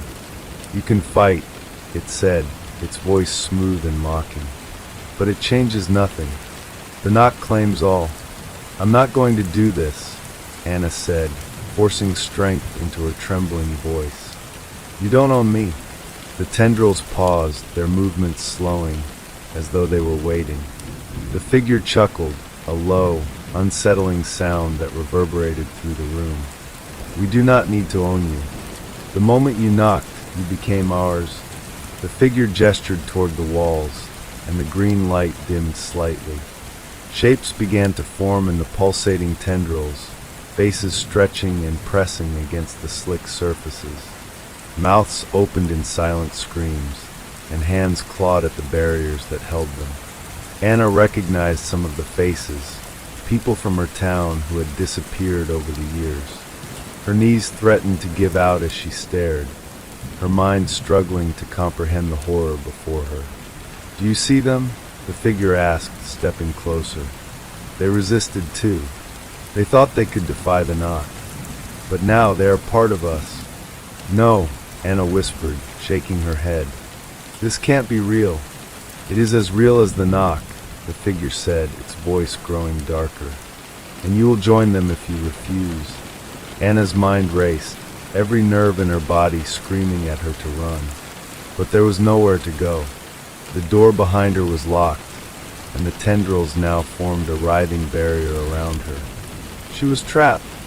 The figure reached out, its long, skeletal fingers brushing against her cheek. Its touch was icy cold, sending a shiver down her spine. "You don't have to suffer," it said, almost gently. "Embrace your role, and you will be spared. You will be free." "Free?" Anna spat, stepping back despite the door at her back. "You call this freedom? Turning people into this?" The figure's smile widened, its teeth sharp and gleaming. "It is the only freedom that matters. Freedom from fear. Freedom from choice. Freedom from the burden of existence." Anna clenched her fists, her nails digging into her palms. She wouldn't let this thing win. She couldn't. There had to be a way out, a way to break the cycle, to end this nightmare once and for all. Her eyes darted to the pulsating structure on the ceiling. The light emanated from it, and she could feel its power radiating throughout the room. If she could destroy it, maybe, just maybe, she could end this. The figure followed her gaze, its smile fading. "Do not even think about it," it warned, its voice low and menacing. But Anna didn't hesitate. She darted forward, dodging the tendrils that lashed out at her. The room seemed to come alive, the walls writhing and twisting as if trying to stop her. She grabbed a loose shard of wood from the floor, a jagged piece from the warped door, and gripped it tightly. "Anna, no!" the figure roared, its voice echoing like thunder. It lunged toward her, its limbs stretching unnaturally as it tried to intercept her. Anna swung the shard with all her strength, plunging it into the heart-like structure on the ceiling. A deafening scream filled the room, the sound so intense that it made her ears ring. The green light flickered wildly, and the tendrils convulsed, their movements erratic and frenzied. The figure let out an inhuman howl, its form collapsing into a swirling mass of darkness. "You don't know what you've done," it shrieked, its voice filled with rage and fear. "The knock cannot be silenced." The room began to shake violently, cracks forming in the walls and floor. The faces in the tendrils screamed in unison, their voices merging into a single, chilling cry. Anna stumbled back, shielding her face as the light grew blinding. Then, everything went still. Anna opened her eyes slowly, blinking against the harsh light of the morning sun. She was lying on the sidewalk in front of her apartment building, her body aching as though she'd been hit by a truck. She sat up, looking around in confusion. The street was quiet, the world seemingly normal. But she knew better. The knock was gone, or at least she couldn't hear it anymore. But the memory of the creature's words lingered in her mind, a dark shadow that refused to fade. The knock cannot be silenced. She didn't know what would come next. But as she stared at her own door, dread coiling in her stomach, she realized one thing with chilling clarity. It wasn't over. Anna's body trembled as she pushed herself to her feet. The world felt off kilter, as if it hadn't fully settled back into place after what she had experienced. She glanced up and down the empty street, searching for some sign that what had happened wasn't just a figment of her imagination. But everything seemed normal, too normal, almost eerily so. The wind picked up, rustling the leaves in the trees and sending a chill through her. She wrapped her arms around herself, shivering. Her apartment building loomed in front of her, its windows dark and unwelcoming. The thought of stepping back inside made her skin crawl, but she didn't have anywhere else to go. Her mind replayed the events of the night, the pulsating room, the figure, the faces trapped in the walls. She shook her head, trying to push the images away, but they clung to her like cobwebs. As she reached her door, her hand hesitated on the handle. The memory of the knocking was still fresh, the sound etched into her brain. Taking a deep breath, she turned the handle and stepped inside. The air in her apartment felt heavy, oppressive. Shadows seemed to linger in the corners, darker and more defined than they should have been. She flicked on the light, half expecting something to leap out at her, but nothing happened. The room was exactly as she had left it, messy, cluttered, and mundane. She locked the door behind her and leaned against it, exhaling shakily. "It's over," she whispered to herself, though the words felt hollow. "It's over." But the silence that followed was suffocating, and she couldn't shake the feeling that she wasn't alone. The first sign came later that evening. Anna was sitting on the couch, staring blankly at the TV. The screen flickered with a rerun of a show she wasn't paying attention to, her mind too consumed with the events of the previous night. She had tried to tell herself it was over, that she was safe now, but the unease lingered, gnawing at her like a hungry animal. It started as a faint tapping sound, so soft that she almost didn't notice it. She froze, her breath catching in her throat. The sound came again, louder this time. Tap, tap, tap. "No," she whispered, shaking her head. "It can't be." The tapping continued, steady and deliberate. It wasn't coming from the door this time. It was coming from the window. Anna's heart raced as she turned toward the sound. The curtains were drawn, but she could see the faint outline of a figure standing on the other side of the glass. Its shape was distorted, like a shadow cast by something that didn't belong in this world. "Go away," she said, her voice barely audible. The tapping stopped for a moment, and she dared to hope that it was over. But then, it came again, louder, more insistent. Tap, tap, tap. Her hands clenched into fists, her nails digging into her palms. She couldn't ignore it, couldn't pretend it wasn't happening. Slowly, she stood and moved toward the window, her legs trembling with every step. Her fingers trembled as she reached out to pull the curtain aside. The glass was fogged over, and the figure was gone. She exhaled shakily, relief washing over her. But as she turned away, the tapping started again, this time from the kitchen. Her blood turned to ice. It was following her. Over the next few days, the tapping became a constant presence in her life. It followed her everywhere, in her apartment, on the street, even at work. It was always just out of sight, always accompanied by the sense that she was being watched. Her co-workers noticed the change in her. "You look like you haven't slept in days," one of them said, concern etched on her face. "Are you okay?" "I'm fine," Anna lied, forcing a smile. "Just a lot on my mind." But the truth was she was unraveling. The tapping was driving her mad, its relentless rhythm echoing in her mind even when it wasn't there. And worse, she had started to see things, shadows that moved when they shouldn't, faces and reflective surfaces that disappeared when she looked directly at them. One night, as she lay in bed staring at the ceiling, she heard the tapping again. This time, it was coming from inside the apartment. She sat up, her heart pounding. The sound was louder than ever, reverberating through the walls like a heartbeat. "Who's there?" she called out, her voice trembling. There was no answer, only the relentless tap, tap, tap. She grabbed her phone and turned on the flashlight, the beam cutting through the darkness. The sound seemed to be coming from the closet. She approached it slowly, her breath shallow and uneven. Her hand shook as she reached for the doorknob. The tapping stopped. For a moment, there was nothing but silence. Then the door burst open and Anna screamed. The door to the closet swung open with a sudden force, slamming against the wall with an ear-splitting crash. Anna staggered backward, her heart racing in her chest as she stared into the dark, empty space. For a moment, there was nothing, just the quiet, oppressive darkness.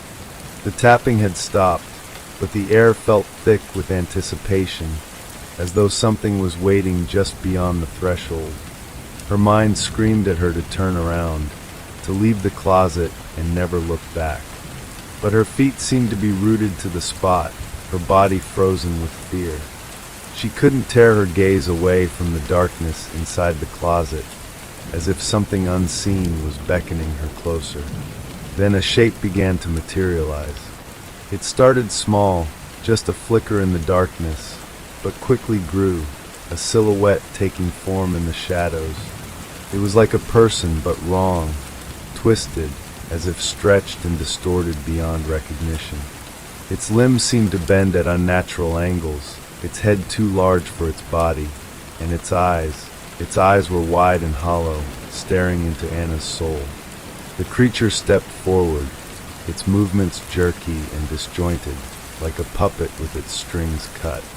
It let out a low, guttural moan, its mouth opening wider than it should have been able to.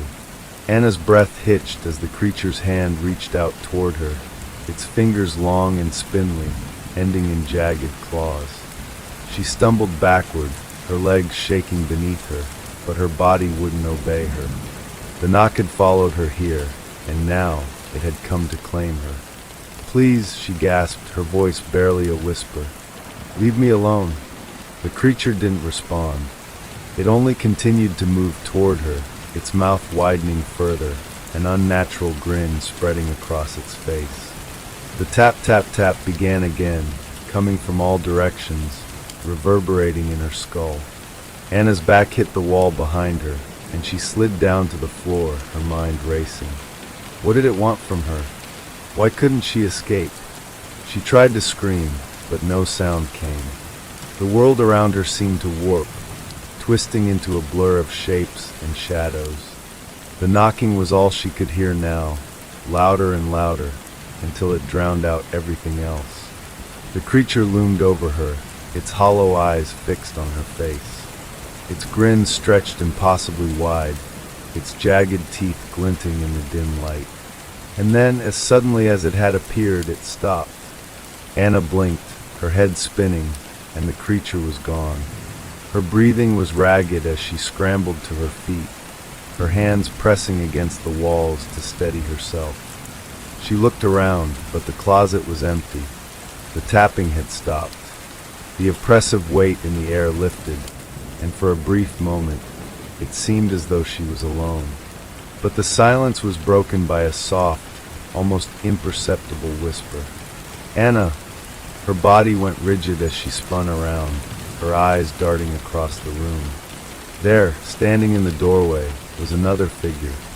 This one was different from the others, no longer a distorted, monstrous shape. It was a person, a familiar person. "Mom!" Anna's voice trembled as she looked at the figure. Her mother's face stared back at her, but it was hollow, her eyes black and empty, her lips pulled into a grotesque smile. "No, you're not her." The figure nodded slowly, its smile widening. "No," it whispered. "I'm not." Anna felt the world tilt beneath her, her vision spinning. The air seemed to thicken again, the shadows creeping closer, and the tapping returned, louder than ever. "You shouldn't have knocked," the figure said, its voice now a distorted echo. "Now you'll never be free." The darkness closed in around her, suffocating and endless. The whispers grew louder, all of them speaking at once, their words a maddening chorus that threatened to consume her mind. "Don't answer the knock," they said, over and over again. "Don't open the door." Anna clutched her head, her hands pressing against her temples as she sank to her knees. She could hear the knocking again, now coming from every direction. Tap, tap, tap. It was no longer just a sound. It was a presence, a force that seemed to tear at her very soul. But despite the panic gripping her heart, Anna knew one thing for certain. There was no escaping it. There was no running from the knock.